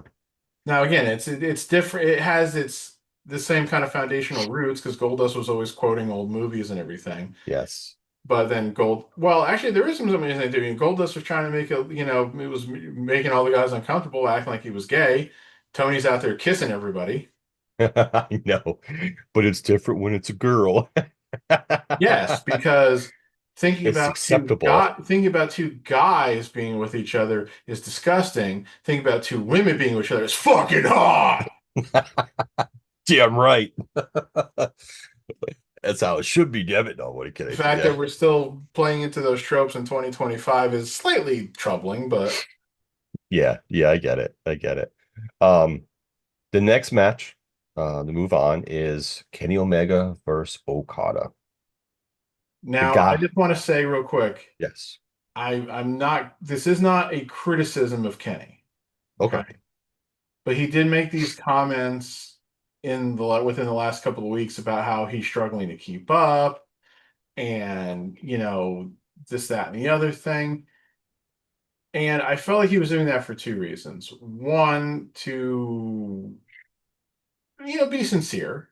And obviously he's dealt with some very serious health issues. He speaks the truth of how he feels all the Yeah. time. So But I also felt like, and I mean, again, this isn't something that I personally needed to hear because I would have thought anyway for several reasons. But it seemed to me like he was also kind of like preparing the ground, as they say, yeah. to say, hey guys, this ain't going to be as good as our Japan matches. Oh, and I listen, But again, I knew that because it's been what, 7 years since they wrestled in Japan. He's had his health issues, which we all know about, and we all know that Okada is a lazy bum now. so anyone who really thought that they were going to replicate what they've done, it's they're not. They could still put on a great match with each other, but it's not going to be no 6, 7 star match like Uncle Dave wants to give them. Now, Yeah, so it's like I felt it was a little depressing in a way that he felt the need to say that because he must have sensed that people were expecting that they were going to put on another 7 star match. yeah, and that's sad. Like the realism of these two facing each other again is like, listen, guys, I'm not trying to like you can still be 7 years removed from a match that you had, a near perfect match and still put on almost something that's near perfect 7 years later. But when you talk about the health issues and stuff, it takes a toll more on your body. So I've seen a little I'm bit sure of it fucks change. with your mind too. Oh yeah. And I know, he knows he's on social media, man. People are blowing up. Oh my God, it's gonna be a great match of this and that. And it's like, so I felt like he was doing that on purpose. Like, hey, listen, guys, we're gonna put on a good match, but it's not gonna be like what you're used to because of X, Y, and Z. So I mean, I get it. It is what it is, Yeah, and like I said, I really feel like it's just sad that he feels that he had to explain that, and Yeah. because people had probably unrealistic expectations. Oh, Like absolutely. it's like So it's like, did you guys not have you guys not been well, AEW fans may not have been. Have you not been watching John Cena in the ring all this year? I mean, Cena was never the biggest technical wrestler workhorse kind of guy in the first place. But now he's like in his late 40s and he hasn't wrestled regularly for how many years, and it's like, so you honestly thought he was going to be putting on classics?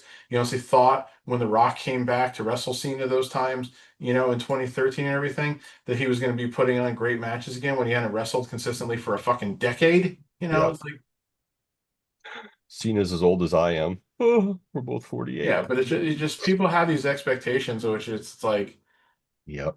Not dude, I can realistic. go put on the tape of Ric Flair and Ricky Steamboat from one of their 1989 matches right now. Mhm.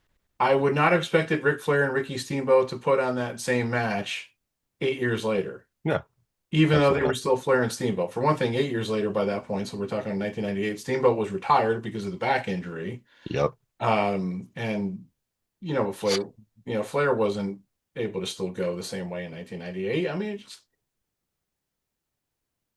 Yeah, absolutely. I mean, so Bleacher Report gave this an A minus. So we'll go back and watch this match for sure. I mean, Uh, in a way, I'd like to see that match, but in a bigger way, I don't want to because, again, well, one thing, I really just don't have the time to be sitting around watching stuff for the next week or so. But I'll send you the link to the place like you can watch without any issues. yeah, I don't know. Again, Just fast forward it to that specific I'm match. not a huge fan of Omega. I'm not critical of Omega the way Cornette always has been. I mean, it's like, yeah, it is embarrassing that he wrestled a blow up doll and a little girl. But No. the way that Cornette always criticized has always criticized his promo skills and his in ring skills, I haven't ever really fully agreed with. No, no, absolutely not. Like Absolutely not. I've never seen it the same way. Okada, though, on the other hand, again, people can say he was great in Japan, this, that, and the other thing, and that's fine. But if you're somebody like me who hasn't seen his Japanese matches and you see and you're basing an opinion on Okada off strictly what he's done in AEW, I look at a guy who won't take a bump, whose finishing move is a fucking short clothesline, which was a setup move in 1987 when Jake the Snake was DDTing people as his finisher after he short clotheslined them. I don't care that they give it a name, it's still a fucking short clothesline. It's not a finisher. The Rainmaker. Yeah. And I see a guy who, again, who looks totally disinterested, who's obviously there to collect a paycheck. So fuck Okada. I mean, it's a fair assessment. It's hard for me because like the Okada I'm used to is not what I'm seeing in AEW. Does it look like he's having fun in AEW? Yeah. Are his matches been See great? that should make you angrier. Yeah. I mean, kudos to him for having fun, being whatever character gimmick they want him to be right now. If it's his choice or not his choice. The matches, some have been subpar for me, some have just been average. He's had a couple good ones, but nothing. It's just, and it's not because of his age. It's just what I'm used to is not what I'm seeing, and for whatever the reason it is, um, maybe because he worked a lot in New Japan for a long time. We know in AEW he can still work, but not as few and not wrestle as many matches and things of that nature. So, prolong his career. But there's moments where I have been, and I don't want to say disappointed, but just saddened that I'm not seeing the same Okada, it's kind of an expectation, which I should not put on myself or put on him, that's what I'm going to get in America because American wrestling is different. But I just kind of wish I would have got more of the old school Okada a little bit more than I've seen. Maybe when I watch this match with Omega, that's what I'm going to see. I hope that's what it is. From what I read, it was a good match. So, this guy gave it an A minus. So what they have here is out of every match in the card, this one had the highest expectations. No shit. Their previous bouts are all considered classics. They are. So fans were expecting similar results on Saturday. You can't do that. As it looked like Omega was going to win with the one-winged angel, of course, Callis yanked the referee out of the ring and stomped on him to stop the count. Aubrey Edwards took his place so the match could continue. This match did not have the same level of mayhem as some of the previous fights. No shit. Here we go again. But it was still outstanding performance. The Rainmaker secured the win and became the unified champion thanks to his signature clothesline. So, notable moments, observations. The video package for this match was well made. After what we felt like forever, Okada finally got some new gear for this match. Jim Ross joined commentary for this match. He was a little emotional at the reception he received, granted, for his first time back since his recent battle with cancer. The final minute of this match was awesome. So it's probably where they let everything hang out. So we'll see.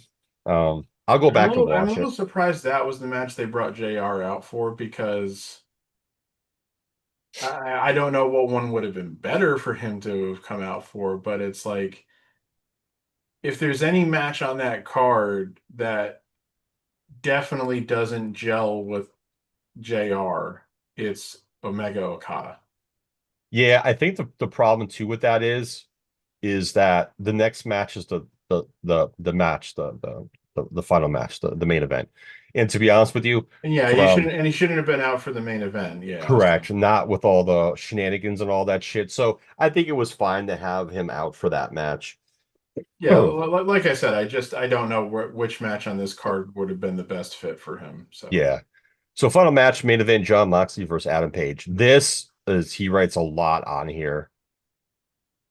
Um, what did it he say? looks What did he say? This was a lot. I well he has a lot because there's uh, Oh, I'm just oh God, yeah. So I know there's a lot of shenanigans and just glancing over this. Yep, we have people. So at the end of the day, he gives it an A. yes, there were people in this match.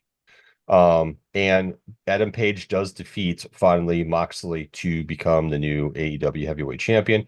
So I'm just going to read. Wow. Did Marina Shafir hang ringside? We all know. Let's, okay, I'm going to start from here. A lot of reading here. The match lived up to its name and then some. We saw them use everything you could think of to hurt each other, including broken glass and previously mentioned fork. As expected, the rest of the Death Riders showed up to give Moxley an unfair advantage, but that didn't stop Hangman from fighting back. They told a great story using as much violence as possible, which unfortunately is just Moxley's gimmick these days. It won't be everyone's cup of tea, but it's going to be going to be a match people talk about for quite some time. Ospreay tried to give Page some assistance, but ended up being taken out. Darby Allin appeared, which we expected, on one of the big screens, gave Mox a warning before Bryan Danielson showed up in a mask and took out Yuta with a Bushiko knee. He got It was like a half mask too. It looked weird, kind of weird. he got rid of Kid and Cashinoli too. Allen descended from the ceiling, Jesus Christ, on a rope and had a face off with Mox. Page used the opportunity to hit a pair of buckshot lariats followed by a death eye through a table at ringside. Moxley recovered and hit a stomp and Paragon shift onto a bed of nails. Prince Nana handcuffed Shafir to the timekeeper's table. That's actually makes me giggle. And No, Swerve, that actually does. I will give him credit for that because that does two things. That finally takes her out of the fucking match, and yes, it also takes her out of the match in such a way where you don't have to have the men beating on her because she's so annoying that it's like, yeah, I want to see somebody beat the hell out of her, but I really don't want to see man on woman violence. I'm just sorry. yeah, I don't think that's something that should fly in 2025. And Jim Cornette can disagree with me on that. I'm sure he would, and so can other people and everything. I just I don't it want de- I don't want or need to see that. So yeah, it and depends how it's done too.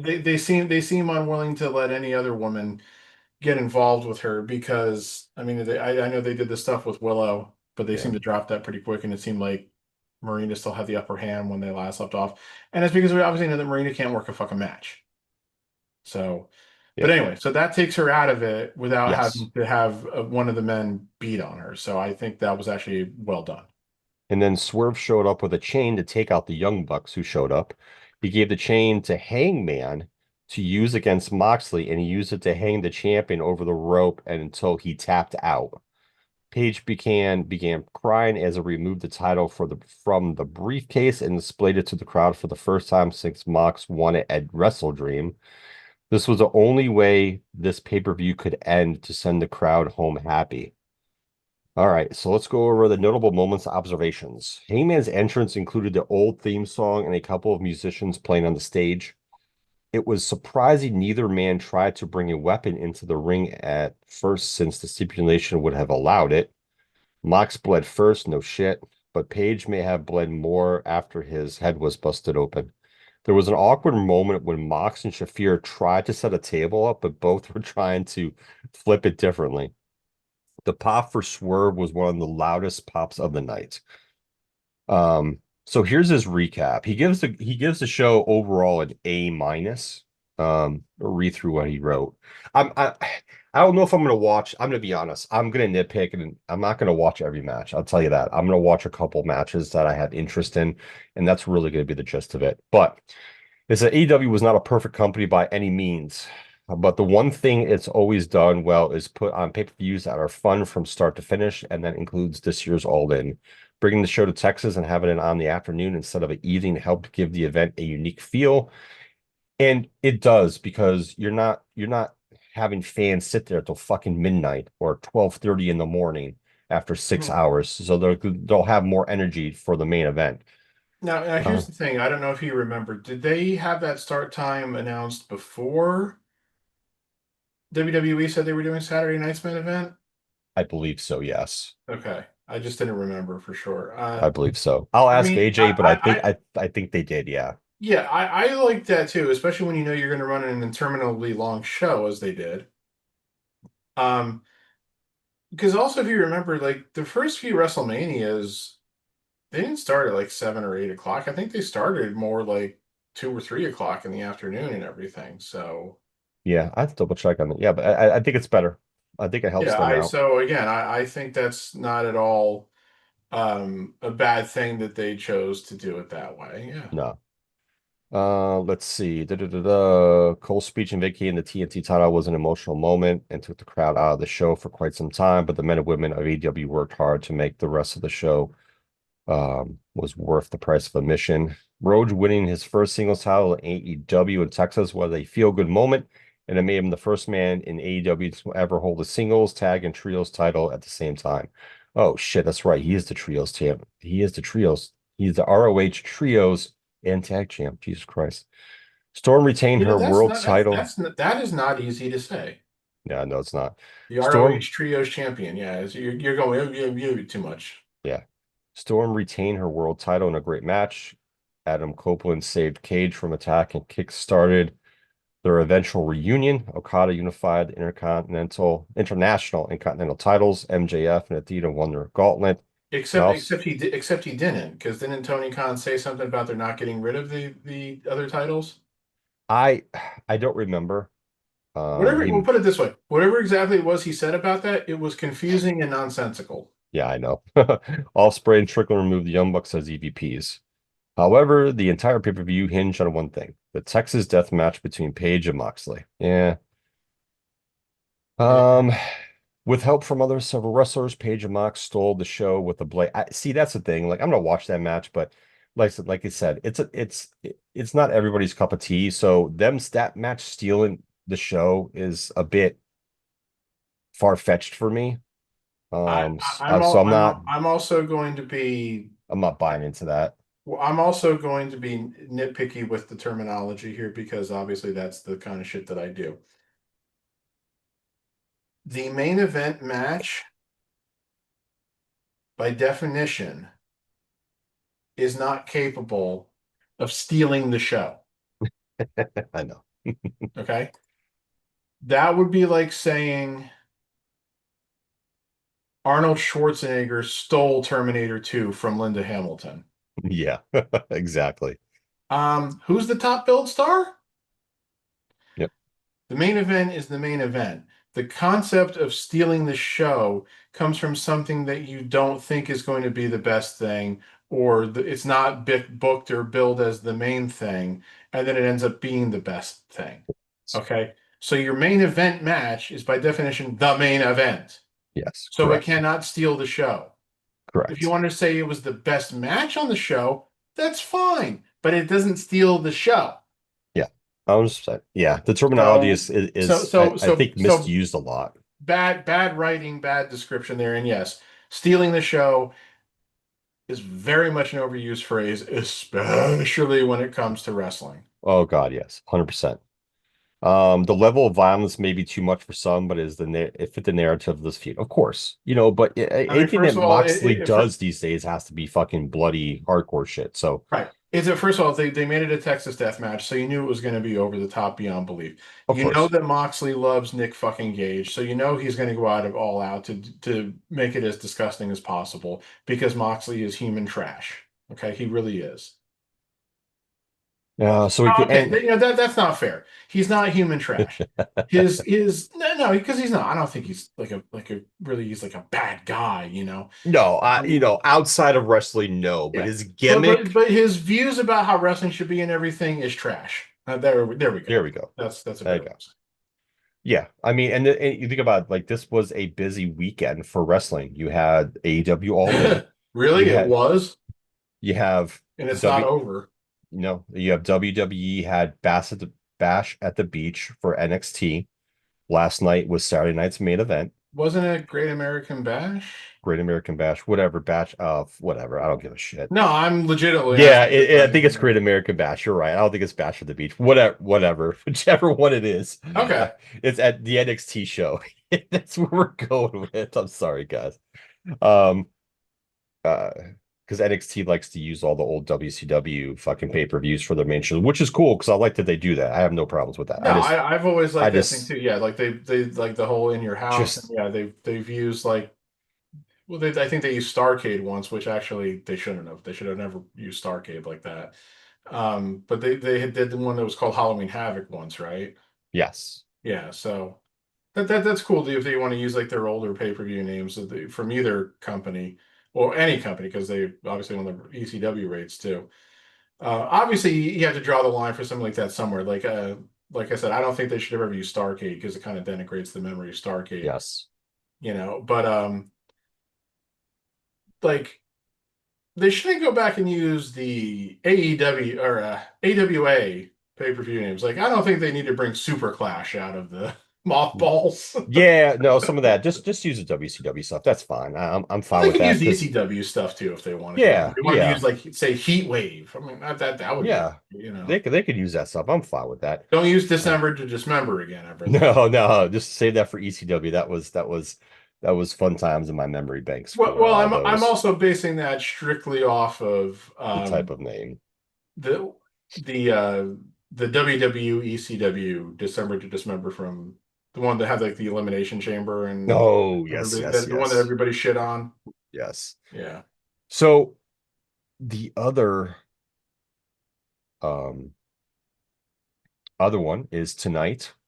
We have Evolution Evolution 2. Evolution 2 or just Evolution 2025 since they However you want to look at it, it's the second iteration. however you want to call it. So yeah. Um, let's see. So yeah, it's been a busy old week of wrestling. So are you moving on to covering the card for Evolution? Yes. Okay, let me just say this then about to wrap up all in. Again, Yes. obviously I didn't see the show. I read results. I watched Yeah. one video review which had some video clips. I saw a couple other video clips that got posted online. Um, again, AEW is just not my cup of tea. I just don't like their overall style. I don't like the way it's booked, and I have plenty of criticisms of WWE right now too. Okay, Oh, fair enough, of course. WWE's program is boring as shit. It's very Um, corporate. We have to show celebrities all the time and all yeah, kinds of other stuff. don't even get me started on the jelly on the jelly roll. I like Jelly Roll, but I'm sorry, that aspect of putting him, I, let's, I don't we know. need, Some of the jokes I've heard about, like Jelly Roll makes music for people who have their kids' names tattooed on their arms and don't have custody of their kids or something like that. Some of those jokes are kind of funny if on a little bit on the cruel side. Look, I've never heard the fucker's music. I don't care. But anyway, just using celebrities in general and that aspect, I think is getting, we, it's too much. Like we need to kind of stop. Like not everyone could do this. Stop doing this.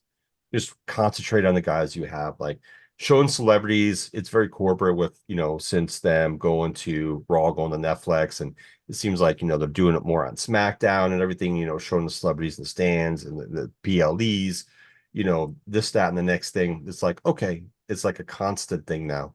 I mean, listen, that's the way it's gone. It's not my cup of tea for sure with that. And I don't want to see Jelly Roll and other musicians or celebrities getting in the fucking ring and doing shit, you know, I I don't know. I'm just not a fan of that. Some people like it, think it's cool. I just don't really. Like I said, it's my opinion. I just feel like something's going to happen like that. That star or actor is going to get hurt, or they could do something that's going to hurt the wrestler and take them out for an Yep. extended period of time. So there's a lot of, I know they're safe with it. You can only be as safe as you can be, but at the same point, shit happens. Yep.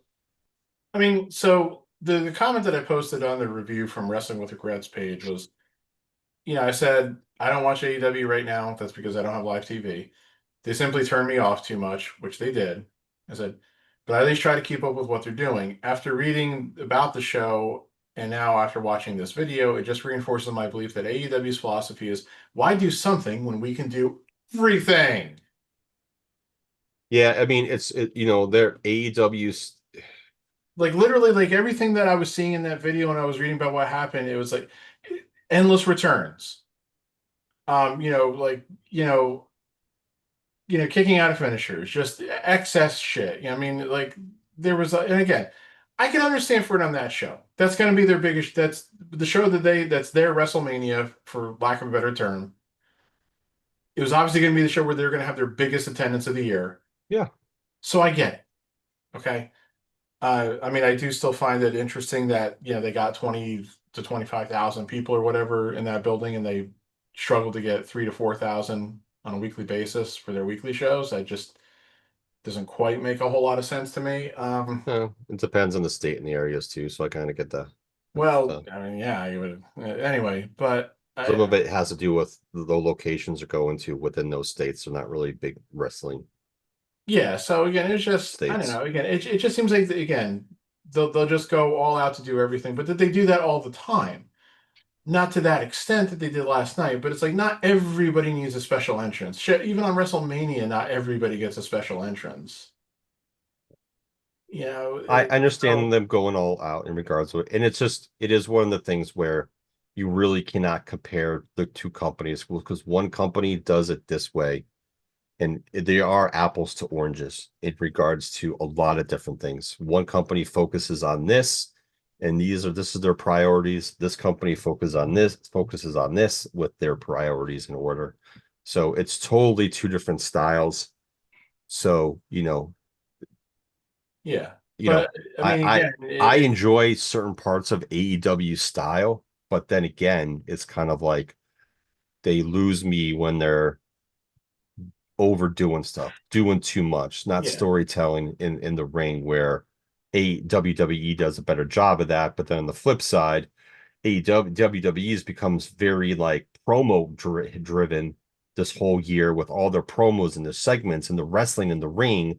Not that it's been bad by the wrestlers, just been not a lot where AEW, focuses on a lot of the in-ring stuff first and the promos and stories are come after, which you can kind of, it's pretty obvious where, you can tell which specific stories and promos are good by certain people and others where it's like, yeah, you're still a work in progress.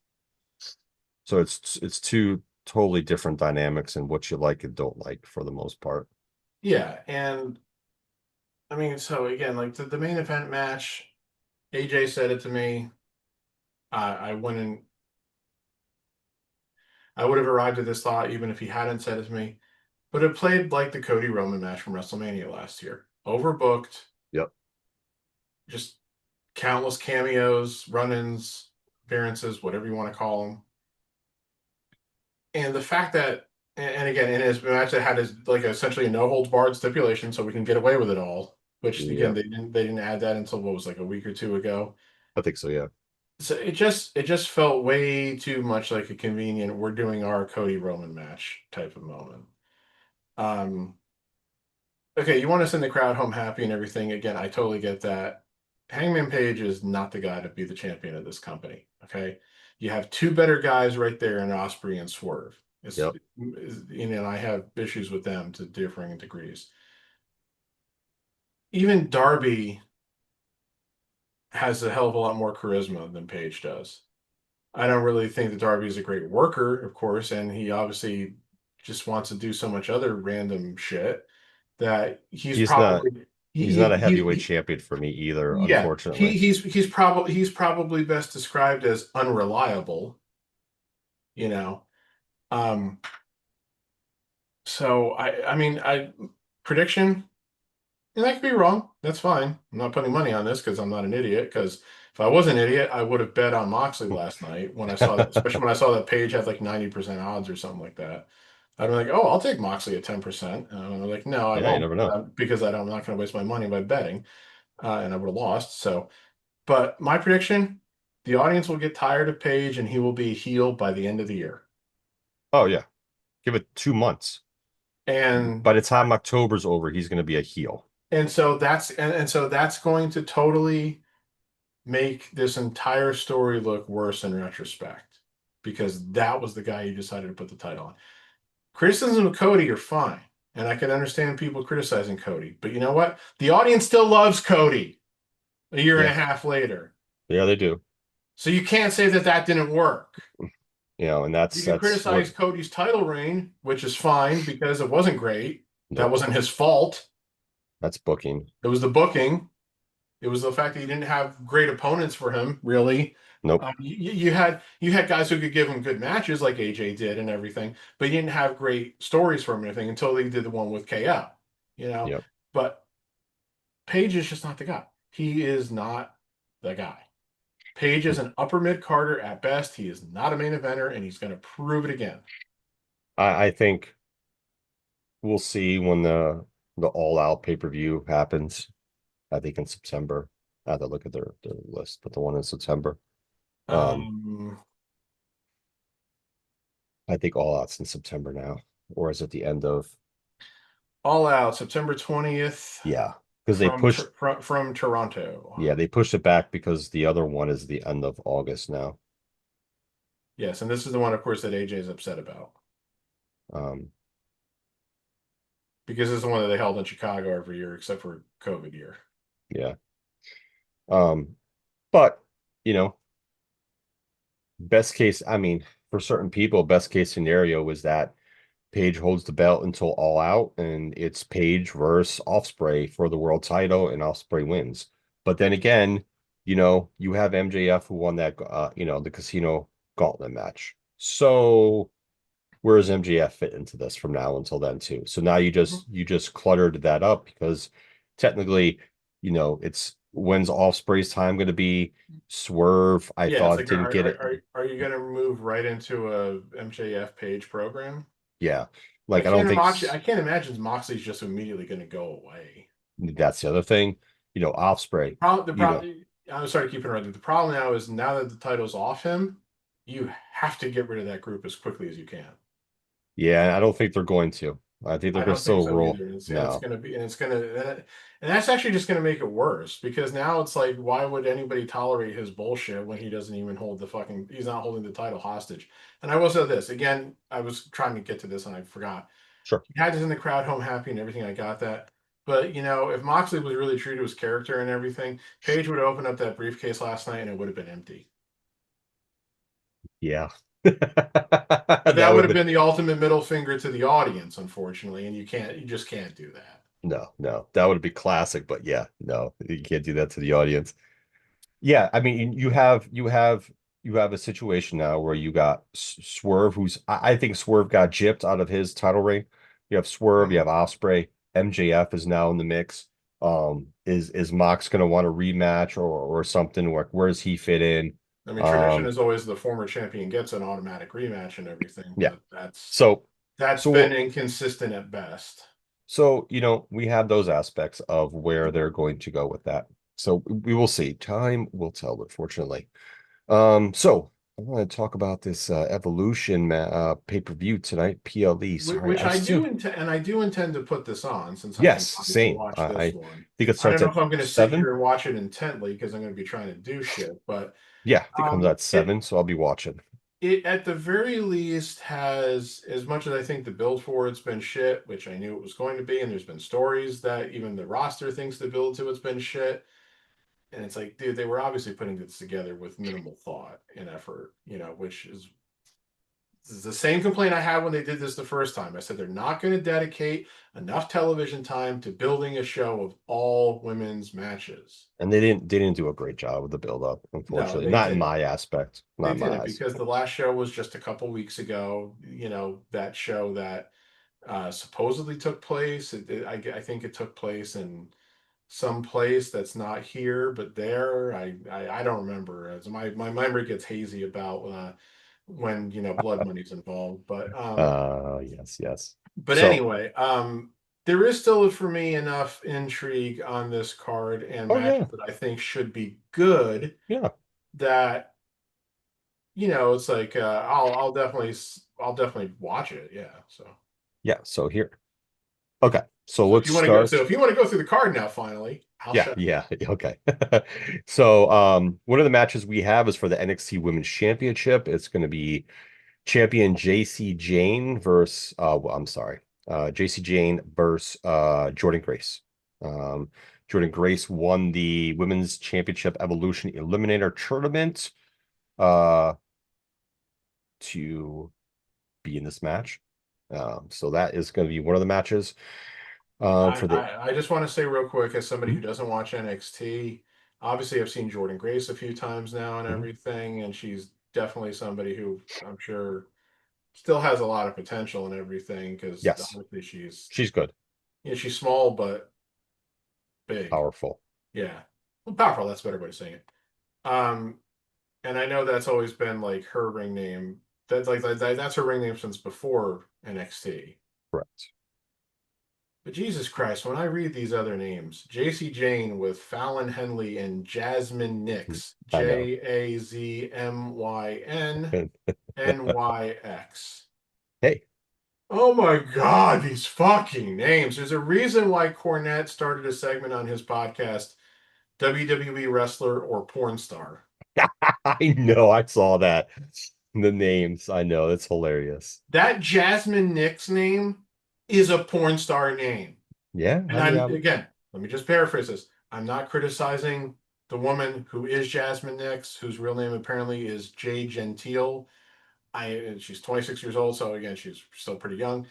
Uh, I'm not criticizing her in any way. I would imagine, did not pick that name, but that's a fucking porn star name. And quite frankly, JC Jane kind of is too. yeah. Yeah. If you think about it, yeah, it could be, yeah, JC Jane, Right. There's a lot of porn star names that are alliterative like that. Debbie Does Dallas featuring JC Jane, like it works. Yeah. Um, So, so that's gonna be my hope is that Jordan Grace wins this match. JC Jane's not bad. yeah. Um, they gave her the title, see what she could do. Fine, but I think it's time to give Jordan Grace a chance to run with this belt. Yeah. So that's my match. Fallon Henley is not a porn star name, but it is a name that makes you go, who in the fuck would name their kid that? I know. But then Because you you have think to think about Fallon, some other, the Fallon's like you would think it would be a male name, not you wouldn't associate it with a yeah. female. But, That's but, the but, other but thing. yeah, but then you go around and you look at some of the names that you do run into of actual children these days, and you go, yeah, those parents would have named their kid Fallon Henley. I know. Yeah, yeah, it's so true. Okay. All right, so we have next match. We have well, not next match, but on the card. Women's World Championship, Io Sky versus Rhea Ripley. I'm I'm okay with this match. It's fine. It's just very odd how this match came to be. I kind Um, of think Rhea has to win. If you're going to I'm continue to torn do on this this thing with one. Rhea not being able to beat Io, then what are you doing with Rhea? Yeah, I'm No torn offense to on Io, this because one. I feel she's one of the five best women's wrestlers right now, but Yes, there is yes. always going to be that handicap in the sense that English is her second language, if not lower. I don't know if she I mean, is other than Japanese and English, but so that there's always going to be that slight communication issue, even though the crowd is really into her right now. yeah, absolutely. I'm torn on who I want to win this match. I'm not sure who really needs to win this match either. It's kind of I don't have a preference from a rooting aspect, from like trying to think things through from like a booker's perspective because I have so much experience with that. Um, And storyline I, wise. I think Rhea is the person who has to win, but maybe there's a screwy finish here, but I don't really remember. I don't know who else you'd match. See, that's the other thing. I don't know who else you'd match up with Rhea right now. There's not really. Who are the two best heel women on Raw right now? Is it Becky and Roxanne Pretty much. with Liv being out now? Yeah. And honestly, yeah. If you want to look at that aspect, pretty much, yeah. Shit, this is almost feels like a moment where you need a draft because this almost feels like the moment where you should be moving someone like Charlotte or Nia over to Raw right now. But I mean, unless you bring Nia back in regards to this and do something, but yeah, like a legitimate heel, pretty much. And those two people are off in their own things. So it's it's gonna be interesting to see what happens with these outcomes of all these matches tonight, and then what they do moving forward. yeah, The so match I'm actually interested in seeing is the tag chat, the four-way, the fatal four-way for the women's tag championship, because I want to see the dynamic between Raquel and Roxanne. I'm interested. The whole Flair and Alexa Bliss thing has intrigued me. I'm not against it because they have history together. It's very intriguing. I like Sol Ruka from NXT, and Zarya is decent. She's good. And I'm not surprised Asuka and Kairi Sane are in this. The Kabuki Warriors are back, of course. So I think this is going to be a very interesting match.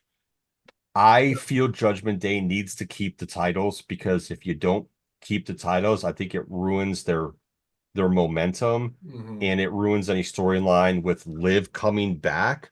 Even if she comes when she's able to come back just to be on the show, no physicality, just coming back and her interactions with the group in general and Roxanne Yeah. specifically. So the NXT team is not winning this. Absolutely not.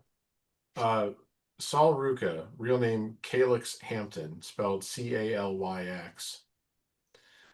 Her father's a musician, though, so that maybe explains that. Uh, Probably. Actually, no, it definitely does because it says she has a brother named Coda. Coda is a musical term. Uh, Oh, absolutely. That's all musician in that she was aspect. she was born August 26th, 1999, also known as 2 months after I graduated high school. Don't I feel older all the time?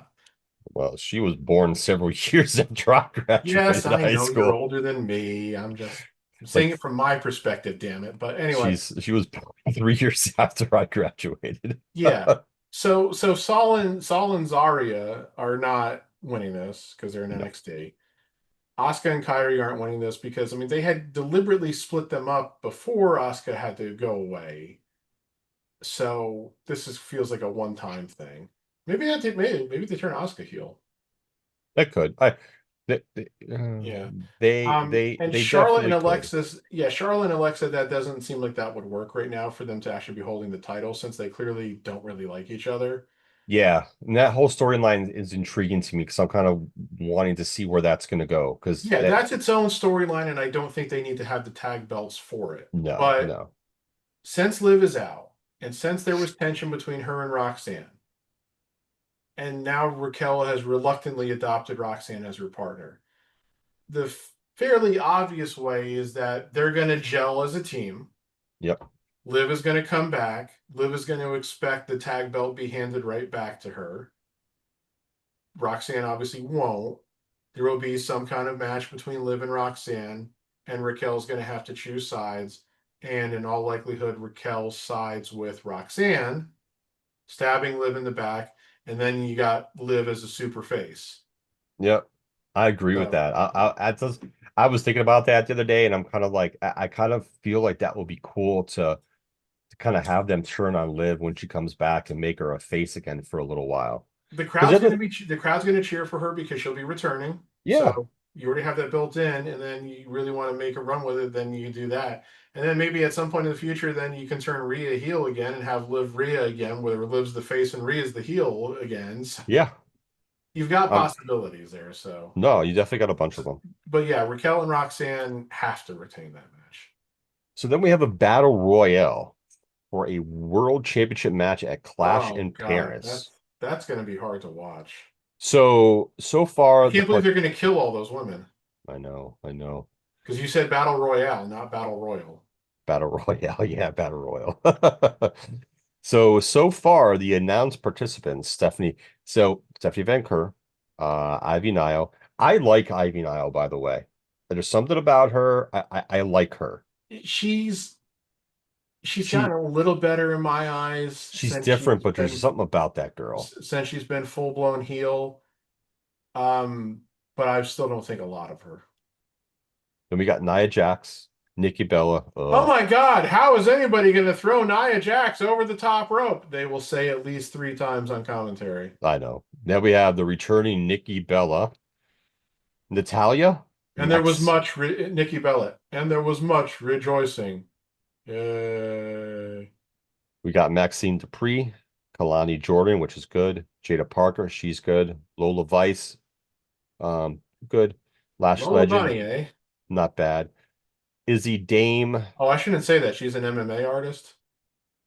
Tatum Paxley, Zelina Vega, Julia, who I like Julia. Candice LeRae, BFAB, Mishan, Chelsea Green, Piper Nevin, Alba Fry. Let's see if anybody else Fire. gets added to this match. Alba Fire. Alba Fire. Yeah. Yeah, I know people want to see AJ Lee. It's not going to happen. I think there's Yeah. been talk about Brie. I mean, that could conceivably happen. Yeah, Brie can still happen if her sister's in there. It's not gonna. It, I don't need to see Lita come back. Um, no.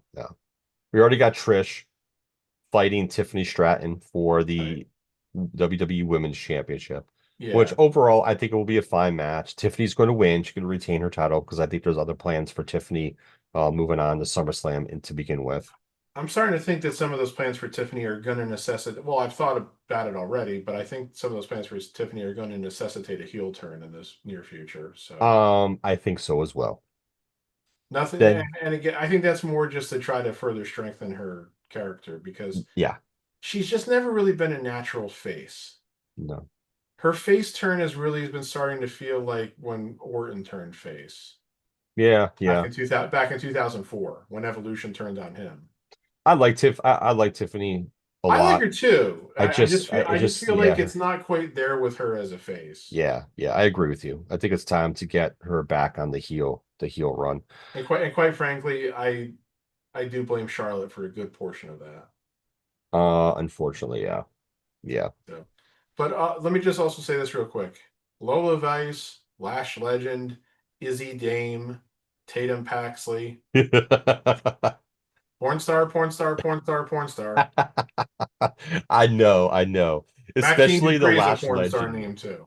Especially the Lash Legend. Yeah, that name is like, oof, wow. No, Izzy Dame is the one that's no, Oh, Lola Vice actually yeah.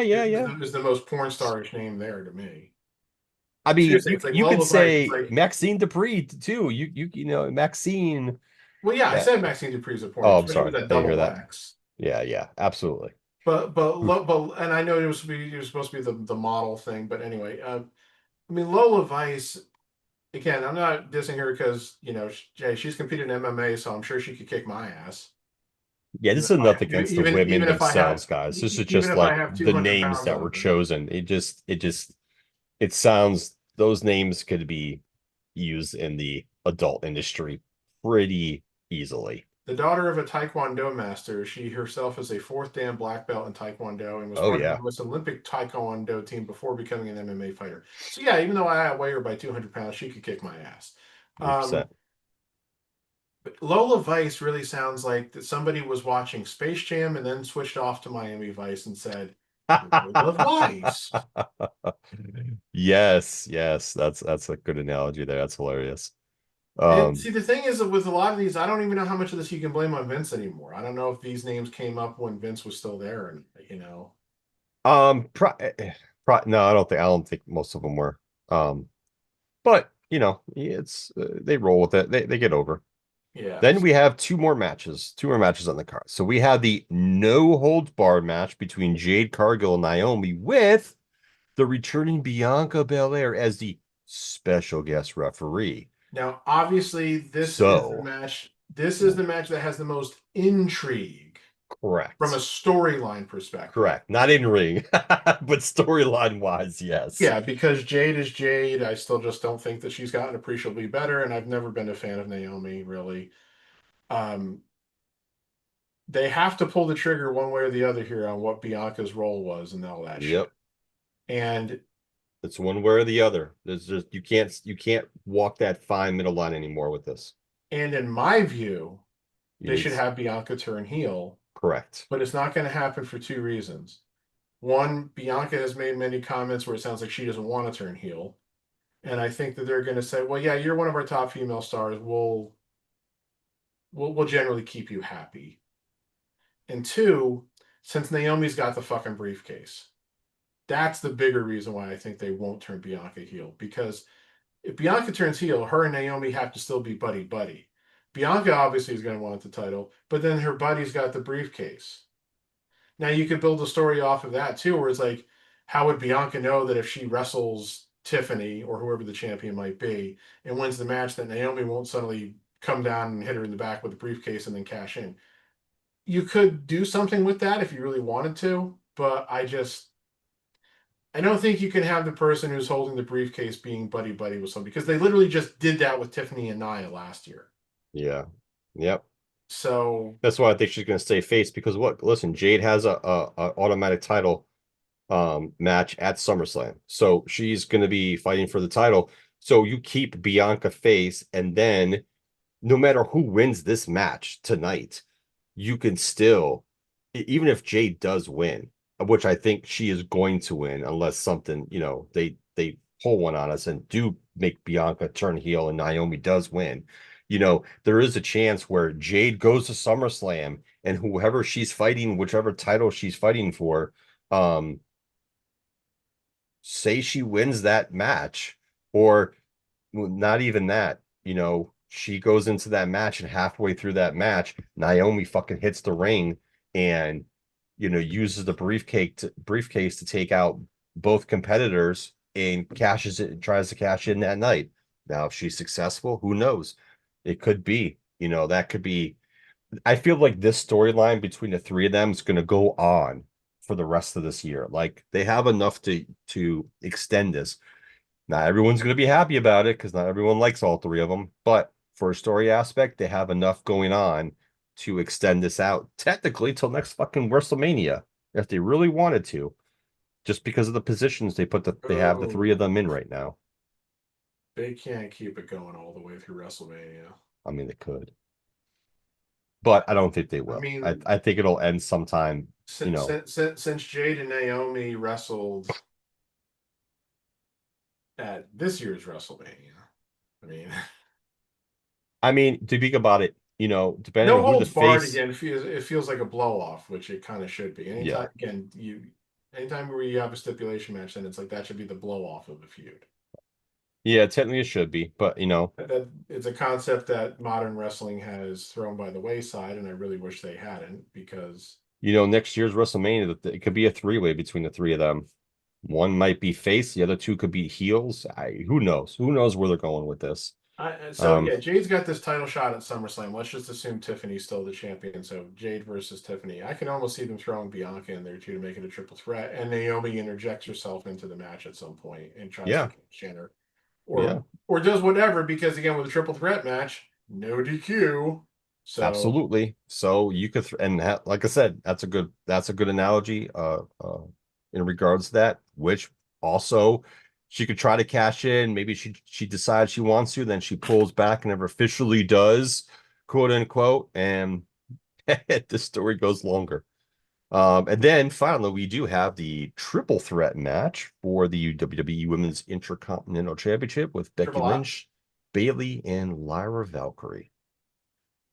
This story between these three has been very interesting since it started, adding Bayley to the mix and re-injecting Lyra into the two of them, making this little trios thing we got going on here. A female triple. People get it. They do, they don't. That's fine. But anywho, yeah, I'm just not. I'm curious to see who wins this match. It's interesting to me which way they're going to go with this match. I feel like Bailey should win, but at the same aspect, I don't know. I think Becky might keep the title. She's going to win in some manner of cheating, I believe. But this is a very interesting story between the three of them as well. You have Becky, who's a full-fledged heel. Promos have been subpar, even though I'll give her kudos for bear shit in Green Bay land. I'll give her points for that. Bailey's promos have been decently good. Lyra's good. I like her. She's still in process of growing and progressing. I mean, she's getting good work with, two veterans for the most part for matches and whatnot. So, that's good for her being put in this program with them. I don't know. There's intrigue for me and there's not intrigue. Like, this one seems to be a cluster of FUCKs that I'm just not sure which way they're going, north, south, east, or west. Yeah, I mean, I like that Becky, or not Becky, Bailey and Lyra have been pissy with each other. Um, I still don't believe a goddamn thing Lyra says. She's just not a believable character to me in any way. Yeah. Um, have Bailey's boobs gotten bigger? I'm gonna say I feel like they have. Yeah, yeah. I just, and I'm sorry to Between objectify here. the I'm sorry BBL to shots objectify here, and but the it was like really noticeable this past Monday. So yeah, I mean, besides all the pictures I've seen online where on the yacht, everyone's getting butt shots of her, her BBL stuff. Everyone's like taking pictures of her boobs now. It's like, yeah. okay. Um, Becky is still a little hit or miss for me in her current incarnation again as a heel because 100%. sometimes she'll cut a great promo, sometimes she'll cut a shit promo. So I will give her this though. The backstage segment Monday night where New Day was in mourning over having lost Oh, their tag titles or whatever, and she came up to them and total serious was like shaking their hand saying, sorry for your loss or whatever. Wonderful. yeah, that was good stuff. Good stuff, 100%. That was great. That's the kind of thing that I always like seeing, where the heels are still buddy buddy with each other like that, and she's like on the same wavelength as them. And like I said, she did it completely serious. She wasn't like laughing about it, and neither were they, even though they were being ridiculous. Yeah. They were being serious in their ridiculousness. So that's when it works for me, really. So I thought that was great. But yeah, as far as who's going to win this match.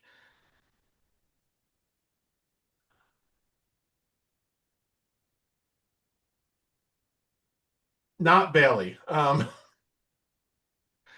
would be shocked if Bailey wins this match, but I really Yeah. can't make up my mind between the other two because Becky, they give her the title to keep the heat on her, to keep because especially since she's addressed it, the Becky Hogan stuff and everything, that would add Yes. to it.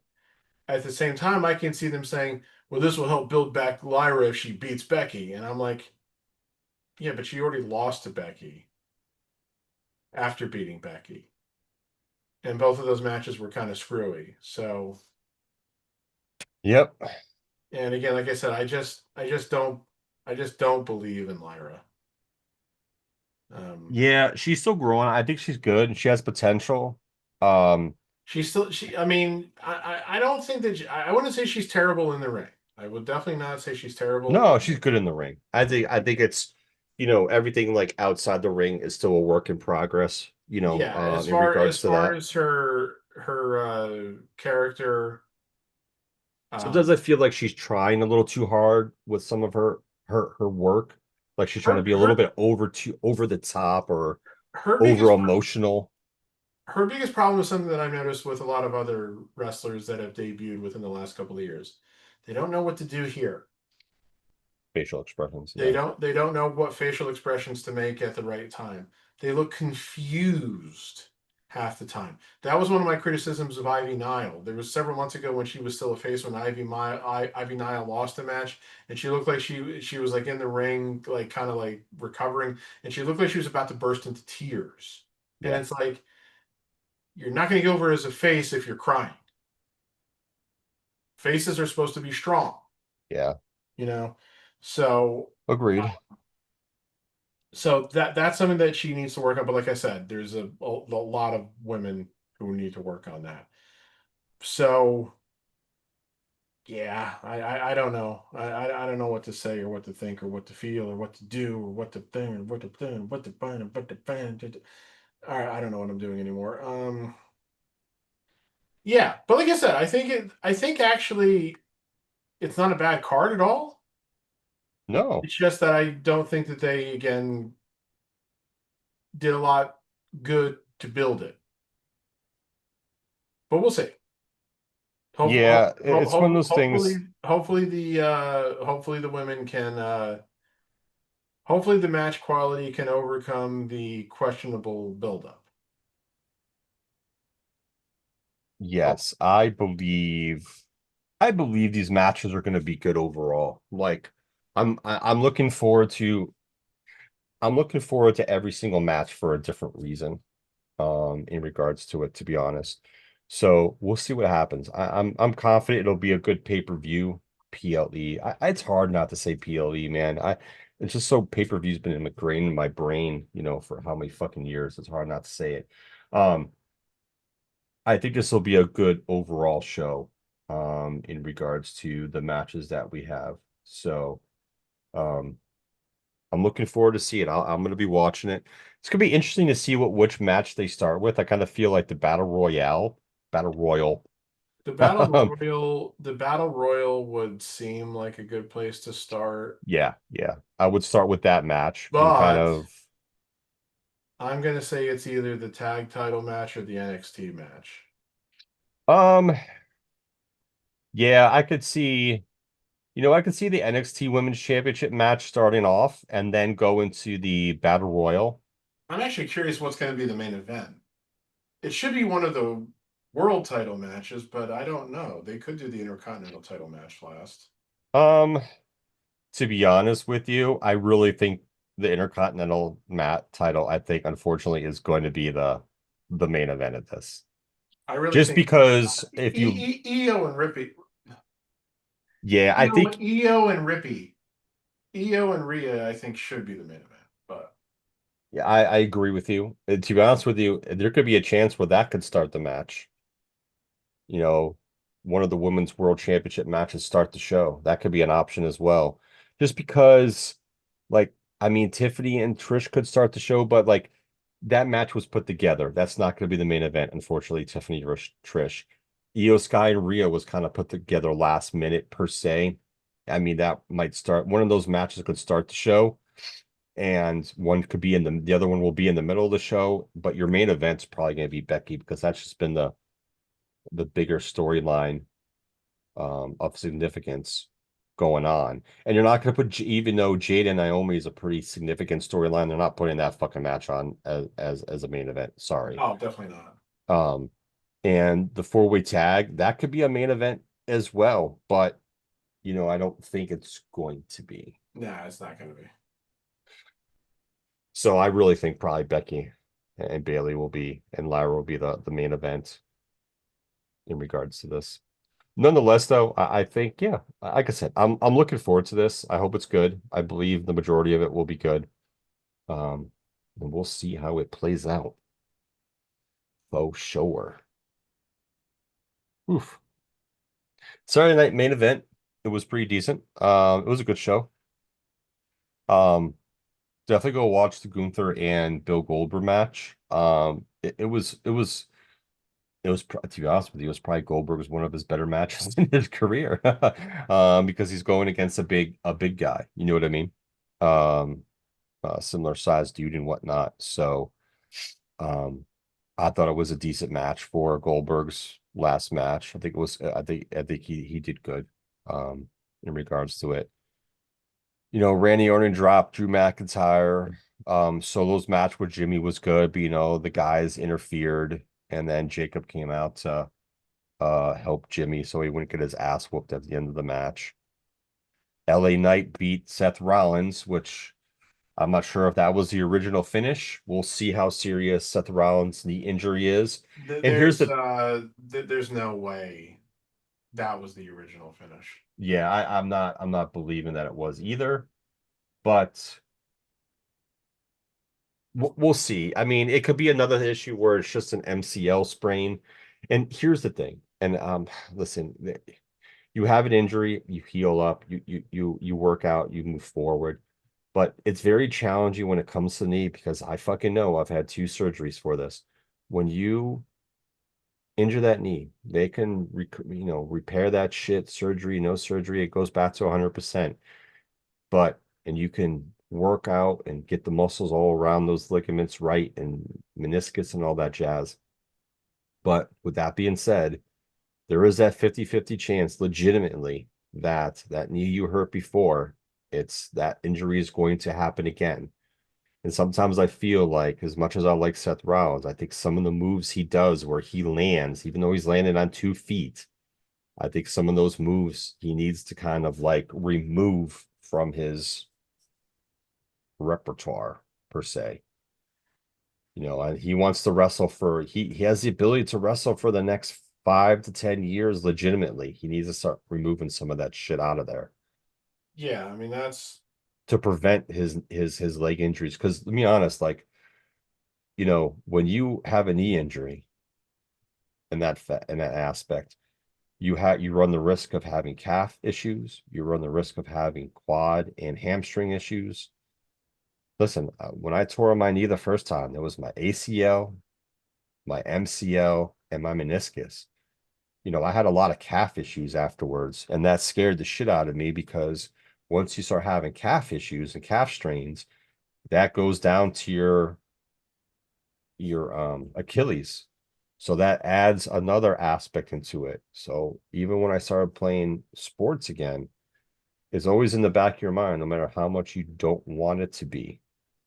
I started having calf issues. So I stopped playing certain sports for a reason. And there was times where, I'm trying to get my leg back and I started running into hamstring issues, not so much my quad, but my hamstring. And it's very challenging. Now, when I tore my right knee, I had um had a couple calf issues, but mostly it was my right hamstring I started having issues with because it's just they're all connected. And people don't understand that when you have ACL ligament issues, it, you know, you, it's a trickle down effect to the rest of your leg. It's either going to go to the top or the bottom, and it's common to have those issues after having those type of injuries. Some never have any issues ever again, and some, start having reoccurring issues. And I feel bad for those people. Like, look at all the guys who just had their fucking Achilles go out on them in the playoffs. We had 3 guys, you know what I mean? So those guys are continually, and some of them had calf issues before their Achilles went out, and that they're all connected in a manner. So your Achilles can go back to being 100%, but you're so susceptible to Achilles strains, you're so susceptible to calf issues. So it's just once that injury happens, it's hard to, stay away from it. It's in some people it will be inevitable that it's going to be a reoccurring thing. Some people will be lucky and only have a couple occurrences here and there, and the rest of their career they'll be fine. But I think for Seth, he needs to kind of start removing some of those flips and those type of moves, or he's landing on his feet in that manner. So we'll see what happens. We'll see what happens in the coming week about what his true injury is. Yeah. I mean, Hopefully it's not bad because that hopefully would it's just not as suck. severe as some people are speculating, but I don't know.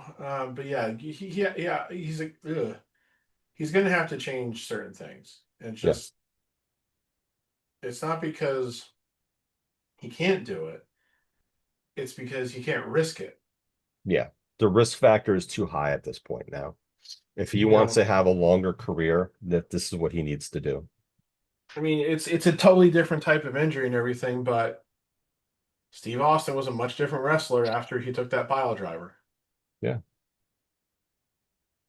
You know, it just your body isn't going to be the same anymore. Kenny Omega said so. You know, everybody's different. You know, we're all snowflakes. But Yeah. again, everybody's different. Everybody's body's going to respond differently. You just have to deal with it. And sometimes that's going to mean you're going to have to change the way that you do things. You're going to have to change your style. That's just all there is to it. You know, it's like, Seth, we need you here. We don't need you on the injured list. Yep.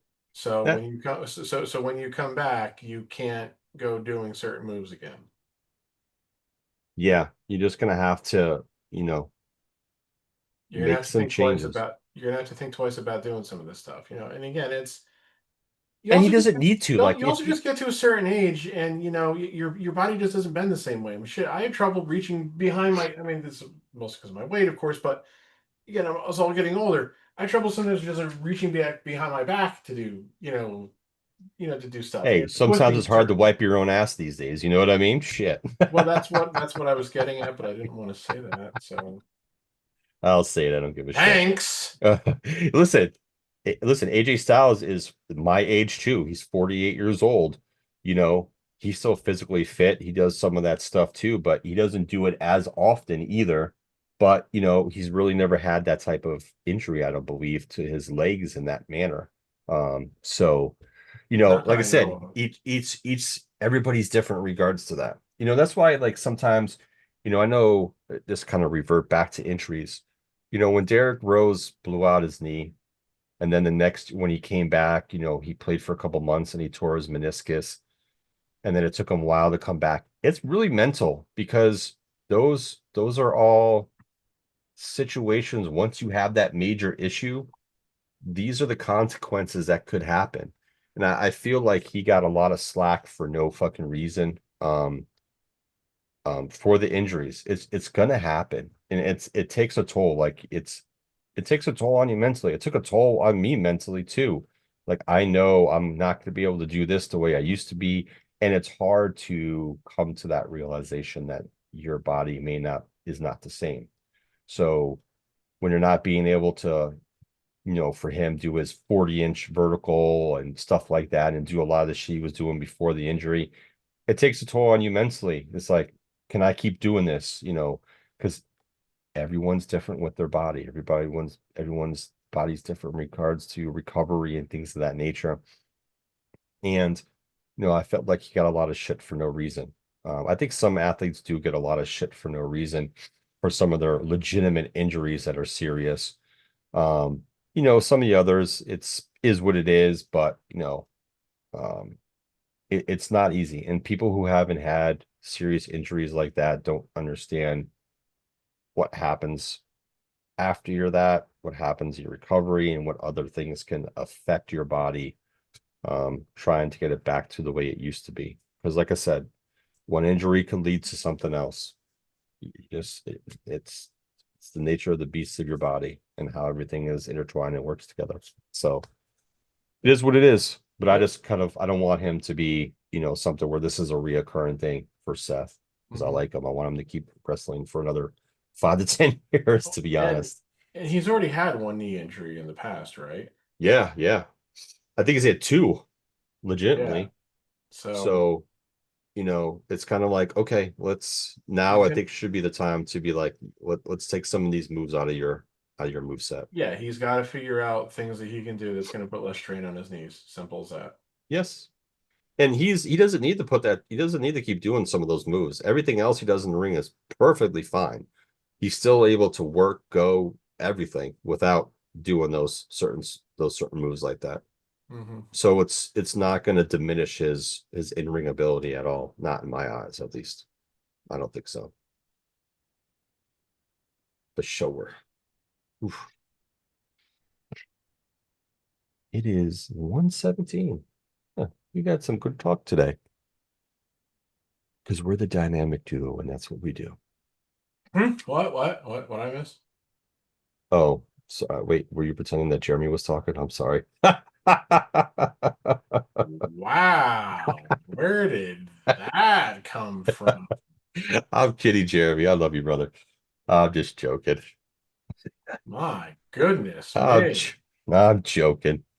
making fun of your prayer like that.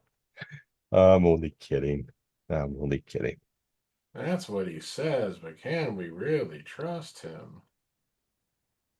Yes. No, I'm kidding. I'm only joking.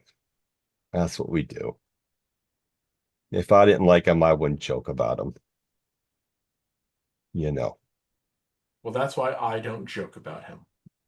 Oh, so showing your true colors now. Yes, yes. Dark side Pat. All right. All right. I get it. I Well, get hey, it. that's just the takeoff of my long-standing phrase that I'm a firm believer in the sharing is caring philosophy, which is why I don't share. Oh shit. I saw the Yes, yes. opportunity to take that one, so I took it. Hey, gotta do what you gotta do sometimes, you know? Absolutely. Our teams play a rubber match game today. I think it's an afternoon, which I think is coming on shortly, to Yeah, be very honest. very interesting differences between the two games. Yeah, game one, you guys faced unfortunately because of our starting pitching injuries we've been curing for the fucking year. You faced our bullpen starters or bullpen lineup yesterday. Flexen, that was his first start of the season. Yes, it was the first start of the season for Xmas Jackson Flaxen Waxen. So listen, overall, hey, he came in the bullpen, gave up a shit ton of runs, 3 home runs to Bellinger. It is what it is. That's Three homers probably to Bellinger, and it could have been four. yes, but Tucker robbed him of one. yeah, Tucker had a good play. He definitely had a good play. Good kudos to him. Um, but yeah, I mean, I watched yesterday's game, you know, uh I Boyd didn't because I was well, I don't watch any of the games, but yeah, it seemed like it was kind of over before it started almost. Boyd, pitched 8 innings. He pitched very well, and we brought in one of our bullpen guys who's been struggling and gave up, Judge's 350th home run. So Yeah, they but got you know, runs on the board, but then we brought in our closer and he kind of shut it down. But it was I definitely two different. I think that 11-0 loss is probably our worst loss of the year, to be honest. yeah, I got to admit, Matthew Boyd being that good this year is kind of mind-boggling. Yeah. He's 10-3 now with a 2.3 something ERA. 2.34, yeah, and his peripherals are fairly solid too because he's not walking guys, he's not giving up hits, but it's like I always got to wonder then, is he being lucky? Is it something else? It's like he was decent for Cleveland last year when he made 8 starts. He got injured too last year, which he has some issues. Yeah, he was bad for the Tigers 2 years ago. He barely pitched when he was with the Mariners in 2022. But from 2016 through 2021 with the Tigers when he was in the rotation, I know he battled some injuries and everything, but during those seasons he was 36 and 56 with an ERA of 4.75. So it's like, He's you over know, the injuries. He seems to be healthy this year, and he's yeah. So it's like he's 34 years old. So it's like, so is this a fluke? Did he figure something out? Did they tweak his mechanics? I don't it know. could be So a couple different things. yeah. We'll see what happens. Yeah, they're But hey, he's in the All-Star game, and I think I think the only I one. think he's still electing to play. No, he No, can't he's play. not. Yeah, No, he's yeah, not. he can't play because he put. Okay, so yeah, the rule was if you started on Sunday, that made you automatically ineligible to pitch in the All-Star game, even if you were selected. All of a sudden this year, they've expanded that to include Saturday. Yeah, because he's not going to pitch at all in the Right. All-Star Well, game. the same thing happened with Freed. I mean, Freed was selected to the game, but because he started yesterday, he was deemed ineligible, so he wasn't going to pitch in the game either. And then he apparently came out of yesterday's game with a blister, so that's great. Oh, Yankees need another issue with a starting pitcher right now. yeah, he was, I will tell you, watching the game, he was all over the place, dude. He had, I don't remember how many walks he had, but he had a lot of pitches out the zone. He was all over the place. And after the end of the third inning, he was at like 72 pitches. Like Yeah, I mean, he, I saw that they pulled him after 3 innings, and I was like, well, yeah, something's not right then, because I was like, his pitch count isn't that high that they would take him out unless something else was going on. But I'm like, I'm glad it's only a blister because, when Schmidt went down was a week or two ago, and they said he left the game with a forearm injury, I went, fuck. yeah, They knew those are bad. exactly what that was going to lead to, and it did. So I think the only person from the Cubs, I don't know if there's still time to get him in. I just wish Suzuki would have been selected because I think he's very deserving. I think it's pretty well set at this point. Like, I, I don't think there's any room unless somebody pulled out suddenly today or got hurt today. I don't think it can happen at this point. I mean, there's been so many goddamn roster replacements already too. Um, so like the All-Star rosters, I think they default to 32 now. There's a lot of Um, pitchers that were selected. I do know that. yeah, um so Yamamoto, Freddie Peralta, Hunter Brown, Robbie Ray, yeah, are all starting today, so they were deemed ineligible.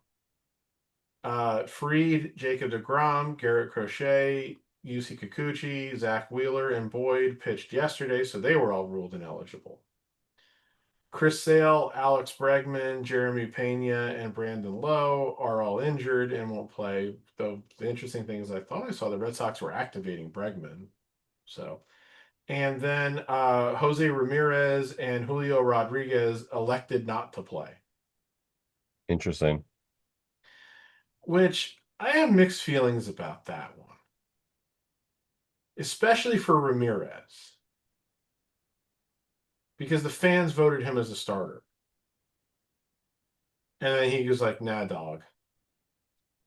I understand, wanting to maybe just get those few days of rest because you got the second half of the season to go. And obviously, baseball is a grueling regular season and everything. Oh But yeah. hey, Jose, your team's 4 games under 500 and 13 games out of first place. And, well, only 4.5 out of the third wild card, but there's also 5 teams ahead of you before you even get to that third wild card spot. So, in all likelihood, you ain't going to the playoffs. Um, so shut the fuck up and go to the game.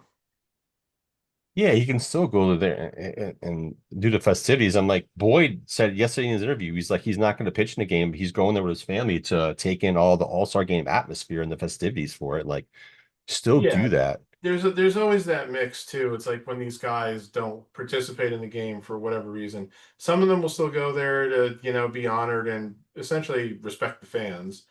Some of them don't. Now, it's like if they had like a serious injury that's preventing them, from going, or like if it would make travel somewhat prohibitive, I get Yeah.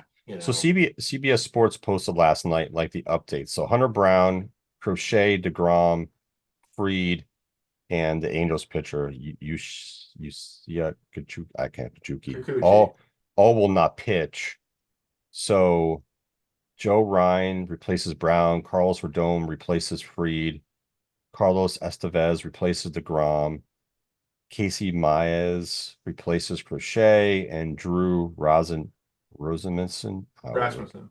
Rasmussen replaces the other guy, Japanese guy. Um,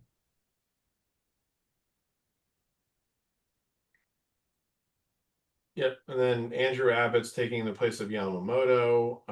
yeah, Robert Suarez is replacing Sale. Junior Caminero replacing Bregman. jeez. Isaac Paredes is replacing Ramirez. Zach McKinstry is replacing Jeremy Pena. I love how they had the legends pick for Kershaw. I thought that was interesting. David Peterson's replacing Robbie Ray. Michael Garcia is replacing Brandon Lowe. Randy Arozarena is replacing Julio Rodriguez.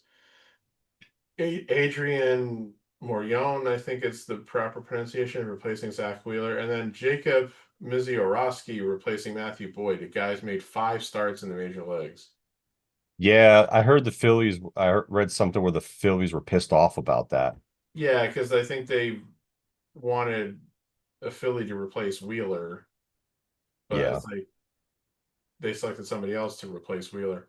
I don't remember how exactly that whole process works now because I thought that if a guy backed out due to injury or because they were ineligible, they took the next highest vote getter from the player vote, since it's like the player vote that determines the backups now until they get to where they have to like, fill out the team roster requirements and that kind of shit.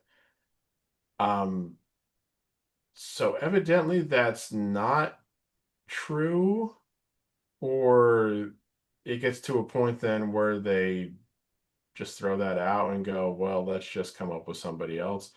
I I don't really know anymore. Yeah, I'm not sure. That's an interesting choice. Like he's a crazy flamethrower. I get it, but I'm like, was that? Yeah, somebody was comparing it to something like Mark Fidrich being a rookie and being selected, but it's like, yeah, Fidrich had made more than 5 starts. I mean, somebody else I think was making comparison to Paul Skeens because Skeens had only made, well, I'll look it up real quick here with Mr. Skeens.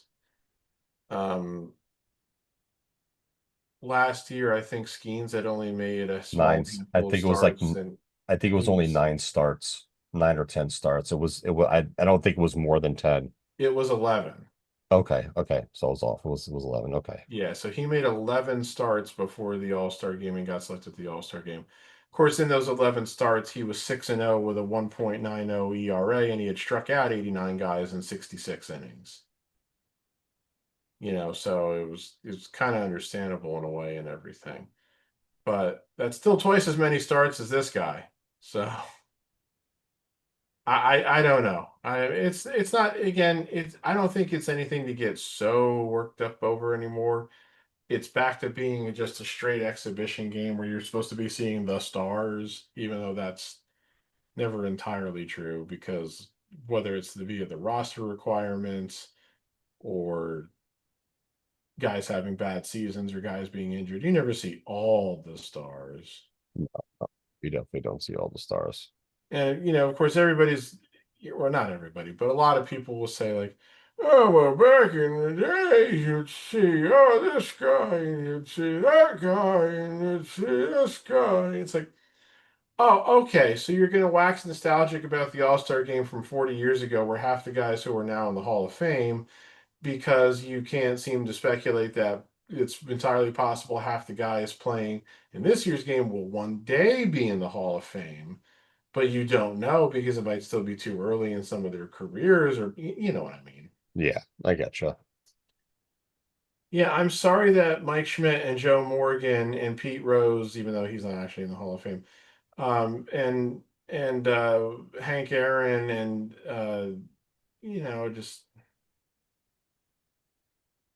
actually I should check that on my file sometime. Was there ever an all-star team or an all-star game where everybody who was in the starting lineup or the original starting lineup before any kind of like injuries or replacements happened, where everybody ended up going into the Hall of Fame? I wonder if that ever happened.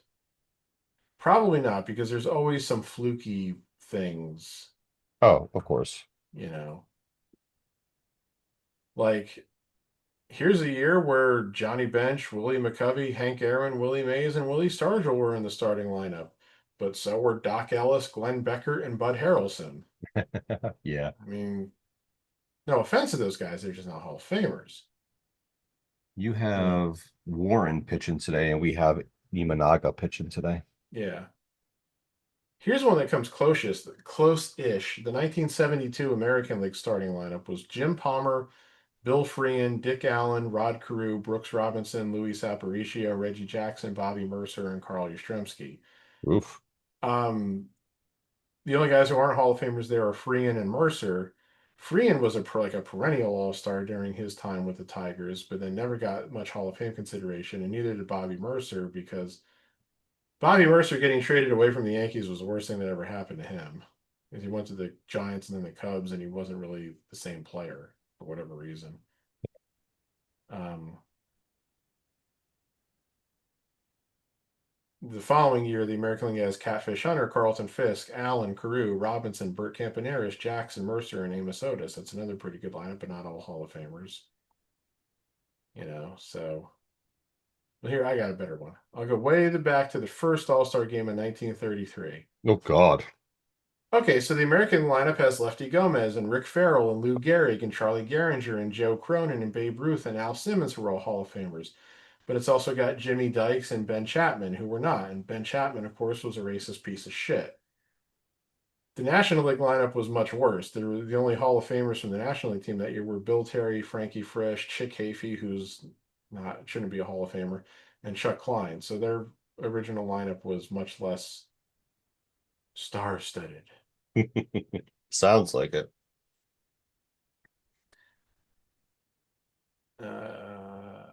Oh, here we go. Here we go.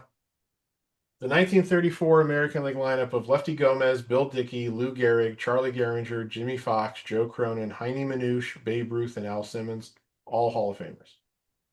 Oh, yeah, yeah, yeah. There you go. The National League lineup comes close. They had Carl Hubble, Gabby Hartnett, Bill Terry, Frankie Frisch, Pie Trainer, Travis Jackson, Wally Berger, Joe Medwick, and JoJo Moore. Berger and Moore were not Hall of Famers. But on the bench, they had Chuck Klein, Kiki Kyler, Mel Ott, and Paul Wainer in the outfield, who are all Hall of Famers. Yeah, yeah, 100%. So, yeah. All right. So, hey, at least I know that it did happen at least once. I wonder if it happened anytime within the last 90 years, though. Hmm, probably not. Probably not. And for one simple reason, the league got bigger. Yeah. So there's just going to be less, I'm sure there's less percentage of, I'm sure somebody has that broken down somewhere. Like what percentage of players from this season made it to the Hall of Fame? I'm sure that percentage has gone down over, I'm sure it's inverse to the league expanding. As the league expanded, I'm sure those numbers went down quite a bit. Just because more players, you're not going to have more Hall of Famers, just the way it is. So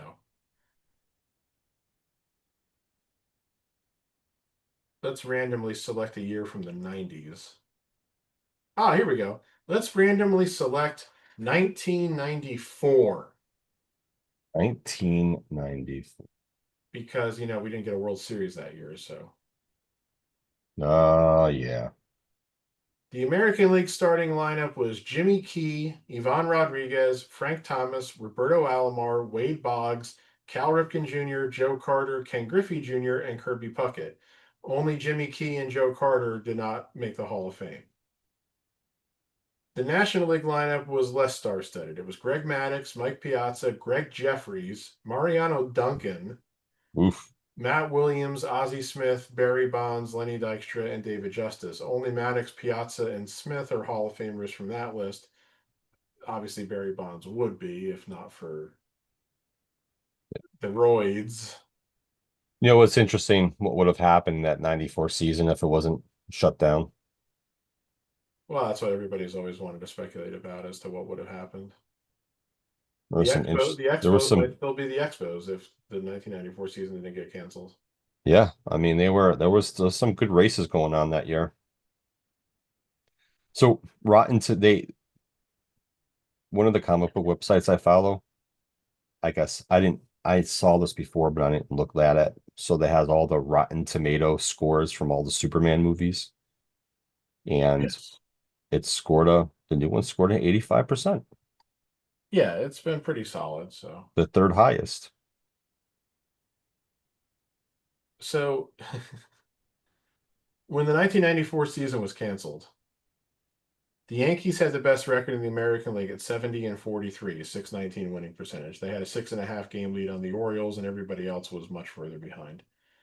The White Sox were on top in the Central at 67 and 46, so not very far off the Yankees. Nope. But they were in a bit of a race. They only led the Indians by 1 and the Royals by 4. Yeah, that was a good division. Those teams were good. Yeah. And then you had the American League West, which nobody wanted to win, literally. No. The Rangers were in first place, 10 games under 500. Yes. And then the A's were one behind, the Mariners two behind, and the Angels, who were 19 games under, only 5.5 games out of first place.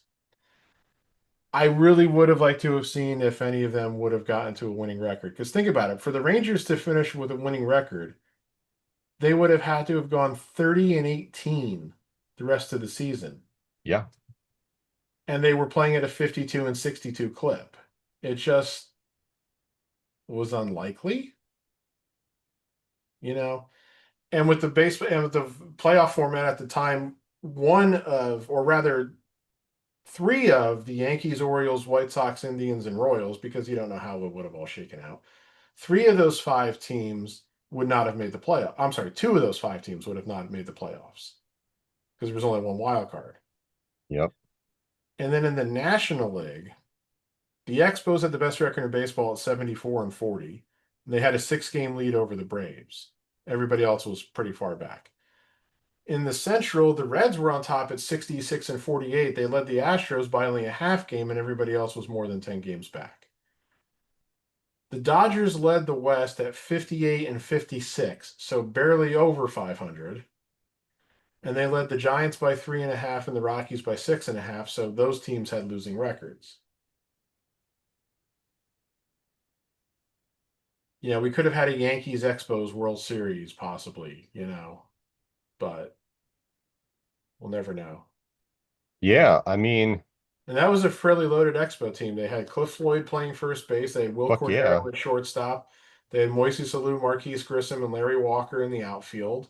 Rondell White was young, up and coming on their bench. Darren Fletcher was a pretty solid catcher. And then they had a rotation of Pedro Martinez, who wasn't quite Pedro yet, but he was getting there. Ken Hill and Jeff Fassero were both really good that year, and so was Butch Henry, which nobody would remember because he was Butch Henry. And then you had a bullpen of John Wetland, Mel Rojas, Gil Heredia, Jeff Shaw, and Tim Scott. You had Wetland was the closer. Rojas would become one. Jeff Shaw would become one. So they had a pretty damn solid team. The Yankees that year, it was Yeah. Mike Wow. Stanley was still the catcher. Don Mattingly was still at first base, so he was starting to get up there. The middle infield was Pat Kelly and Mike Gallego. Wade Boggs was the third baseman. It was Paul O'Neill, Bernie Williams, and Luis Poloni in the outfield, and Danny Tartabull was the DH. Jim Leyritz was great off the bench as like catcher, first base, DH. Randy Velarde was a pretty solid bench guy. So were Gerald Williams and Matt Noakes, and then they had where they didn't have it was their pitching wasn't nearly as good as the Expos. Jimmy Key was having a great year. Jim Abbott and Melito Perez were okay. Terry Mulholland wasn't. Scott Kamenecki was decent. Steve Howe was their closer that year, and he was having a really good year. Bob Wickman was having a really good year in the bullpen. The rest of the bullpen was kind of eh. So I think if they had matched up in the World Series, but again, we don't know what trade deadline adjustments they would have made either. No. Here, look at this too. Like plus 136, plus 135, plus 134, plus 131. I mean, Yankees, White Sox, Expos.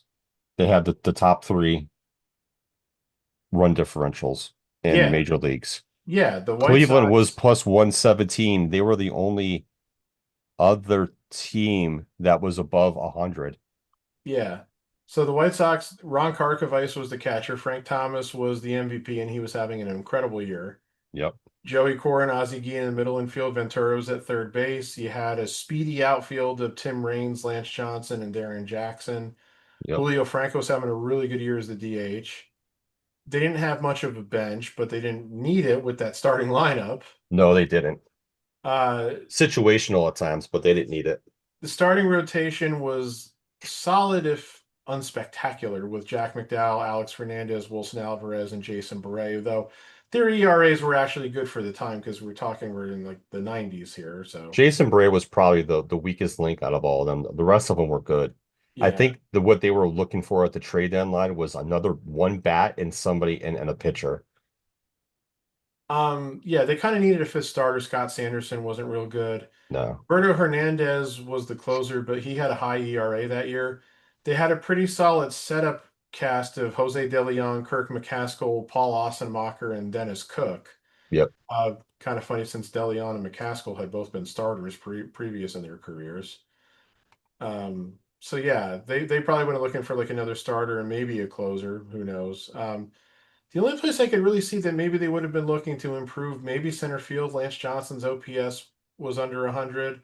The middle infield was weak offensively, but I think they were both good fielders at the time. Yeah, they were solid defenders. They had that their up the middle was good defensively, but they needed another Yeah. decent offensive bat and then a pitcher. Guillen was rated pretty highly defensively. Cora was actually not that year.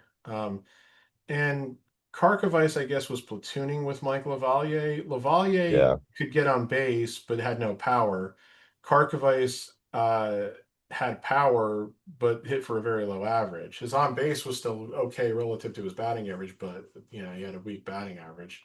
Yeah, I mean it's one of those things like, between the Yankees, Baltimore, Chicago, Cleveland, you But know, yeah, I mean, those listen, were the four best. You could throw Kansas City in there too. They were above, they had 64 and 51, but like those were the best teams in the American League. So it would have been an interesting race to the end. yeah. Well, I mean, And the trades and shit. listen to Cleveland's starting lineup: Sandy Alomar, Paul Sorrento at first, Carlos Baerga at second, Omar Vizquel at short, Jim Tomei at third, Albert Bell, Kenny Lofton, and Manny Ramirez in the outfield. And then those guys were all under 30 at Yep. the time. And then you had the wizened old Eddie Murray as your DH. Yep. So you got two Hall of Famers there with Tomei and Murray. One guy who probably would be in the Hall of Fame if not for the allegations against him in Omar Vizquel. Uh, One guy who would be in the Hall of Fame if it wasn't for the PEDs and Manny Ramirez. One guy who would be in the Hall of Fame maybe if he hadn't been such a prick to sports writers and Albert Bell, even with the way his career came to the sudden end that it did. And um, a guy who I think still maybe deserves some Hall of Fame consideration in Kenny Lofton. So, Yeah, yeah, I agree with you on that one. and then their rotation was they had three pretty solid guys in Dennis Martinez, Charles Nagy, and Mark Clark. They had Jack Morris winning games, but pitching to an ERA of 5.5, which even for the steroid era wasn't good. Well, they didn't really have a closer. That was their thing. They had they had seven guys with at least one save, so they needed a closer. Even though they had Jose Mesa, he wasn't the closer You yet. know what's crazy? As I kind of forget, like back then it wasn't the 5-man starting lineup. It was like the 4-man starting roster, starting pitcher rotation. Kind of weird. Yeah. So who else did you mention? Oh yeah, Baltimore was still pretty solid. Baltimore had Chris Hoyles was the catcher, Palmero was the first baseman, Mark McLemore at second, Ripken at short. Um, wow. This is how crazy the steroid era was. Ripken hit 315, 364, 459. So not the best power year, but solid average and on base. That was only a 107 OPS plus. Oh, geez. That would be like a 125 OPS plus now. Leo Gomez was their third baseman. I forgot about that guy entirely. Their outfield was Brady Anderson, Mike Devereaux, and Jeffrey Hammonds. Devereaux was brutal. And Harold Baines was the DH. And they also had Chris Sabo as a third baseman. They didn't have a great bench though. Their rotation was Musina, Ben McDonald, Jamie Moyer, Sid Fernandez. God, Sid was still pitching. And a combination of Mike Oquist and Arthur Rhodes, and all of them had fairly high ERAs except for Musina, but McDonald's and Moyers were still better than league average via ERA plus because of the era. Lee Smith had a great year as closer. Mark Eichhorn had a great year as a setup man. Mark Williamson was solid as a setup man. Oh, I'm wrong on this. Jason Barrett was 12 and 2 that year. And Armando Benitez pitched 10 innings that year and was showing signs of being really good. He was only 21 at the time. I think that must have been his first. Yeah, that was his first time in the majors. I think Jason Bray's next year was his following year was he didn't do good. I didn't. Wow, he was 12-2 that year. Oh shit. He was 12-2, but what did it say his ERA was? I think like Three 3.83, 3.81. 3.81, which was still a 123 OPS plus because again, that's how much higher the scoring atmosphere was at the time. Interesting. Was that his rookie year? No, that wasn't his rookie year. His rookie year was the year before. Yeah. And then it was, yeah, starting the next year, he kind of fell to shit. Yeah, Jack McDowell that year was 10-9. Oof. And the next Alex, year he was, and the next year he was a Yankee, yeah. flipping off the fans. Alex 11-7. Wilson Alvarez was 12-8. Scott Sanderson was technically the fifth starter. He was 8-4. Huh. Okay. I Oh, remember some of yeah. wow, it's a long time.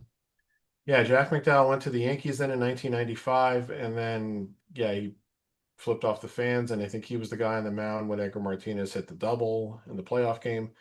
And then Jack McDowell played 4 more years with the Indians and Angels, and it was pretty terrible.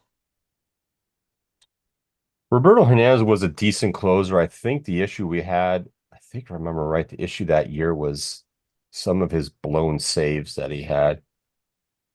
Because you think about it, that was a lot of games in, and he only had 14 saves, to be honest. Not that he, you know, with the offense, not that they needed to have him do a lot of saves, but still. Ah, son of a bitch. Ooh, neck. Warren has a big issue with starting games, it seems. Oh, what happened? I think he's given up a lot of early inning runs. I see they're up 1-0. Yeah, Bush hit a leadoff home run. Oh, okay. Bush hit a leadoff home run, then Tucker walked and Suzuki singled, but then PCA flied out and Kelly hit into a double play. So not a great start for Warren by any means. I wonder how many pitches he threw. No, only 17. Seems like a lot of action for 17 pitches. Yeah, yeah, it does. Oh, the Cubs are wearing their grays today. Okay. I was surprised when I looked at PCA stats and I was like, wow, he's got a really low on base percentage. It's like barely over 300. Yeah, he has high stats for his pitch rate. He swings a lot. His swing rate is high, and his first pitch rate is pretty fucking high too. He swings a lot of first pitches that are thrown to him if it's in a certain vicinity. Um, Yeah, it's weird, but obviously he provides a lot of defensive value, so he and has he hits high home defensive runs. value, and he has a lot of stolen bases and things of that nature. Yep. So he has a lot of other stats that are high. They were asking some of the Yankees yesterday about him in the interviews. They were like, don't hit it to him. Don't hit it anywhere in his area. He could run all over the place. Run, Forrest, run. All right. Yes, yes. Well, I think All right, I think we we had a should good call this a day. yeah, we had a good day today. I'm gonna put the Cubs game on my TV and oh, I want to do that. And I got some laundry to do and stuff, so I'll continue doing my laundry. So I need to get some of that done for when we leave on Wednesday for Florida. Putting laundry away is one of the things I need to do, which is ironic because most of everything I'm putting away, I'm not going to wear again while I'm here. So it's like I really should just pack it somewhere, but that's kind of dumb too. Yeah, I understand. But all right then, I was we had a good today. We had a good recording, good stuff to talk about. So it was good. Good show with the dynamic duo. So like always, thank you guys for when we post this, listening to us, watching us, rant about crazy shit, not understanding us. When we make sense or don't make sense, it's all good. But other than Y'all that, know I never make sense, so I don't know if I'd do half the time either. But I'd apologize for that, but that's eh, that's your problem. yeah, it is what it is. But on the flip side, I hope you guys enjoy it. And I hope you guys finished with us. Yeah.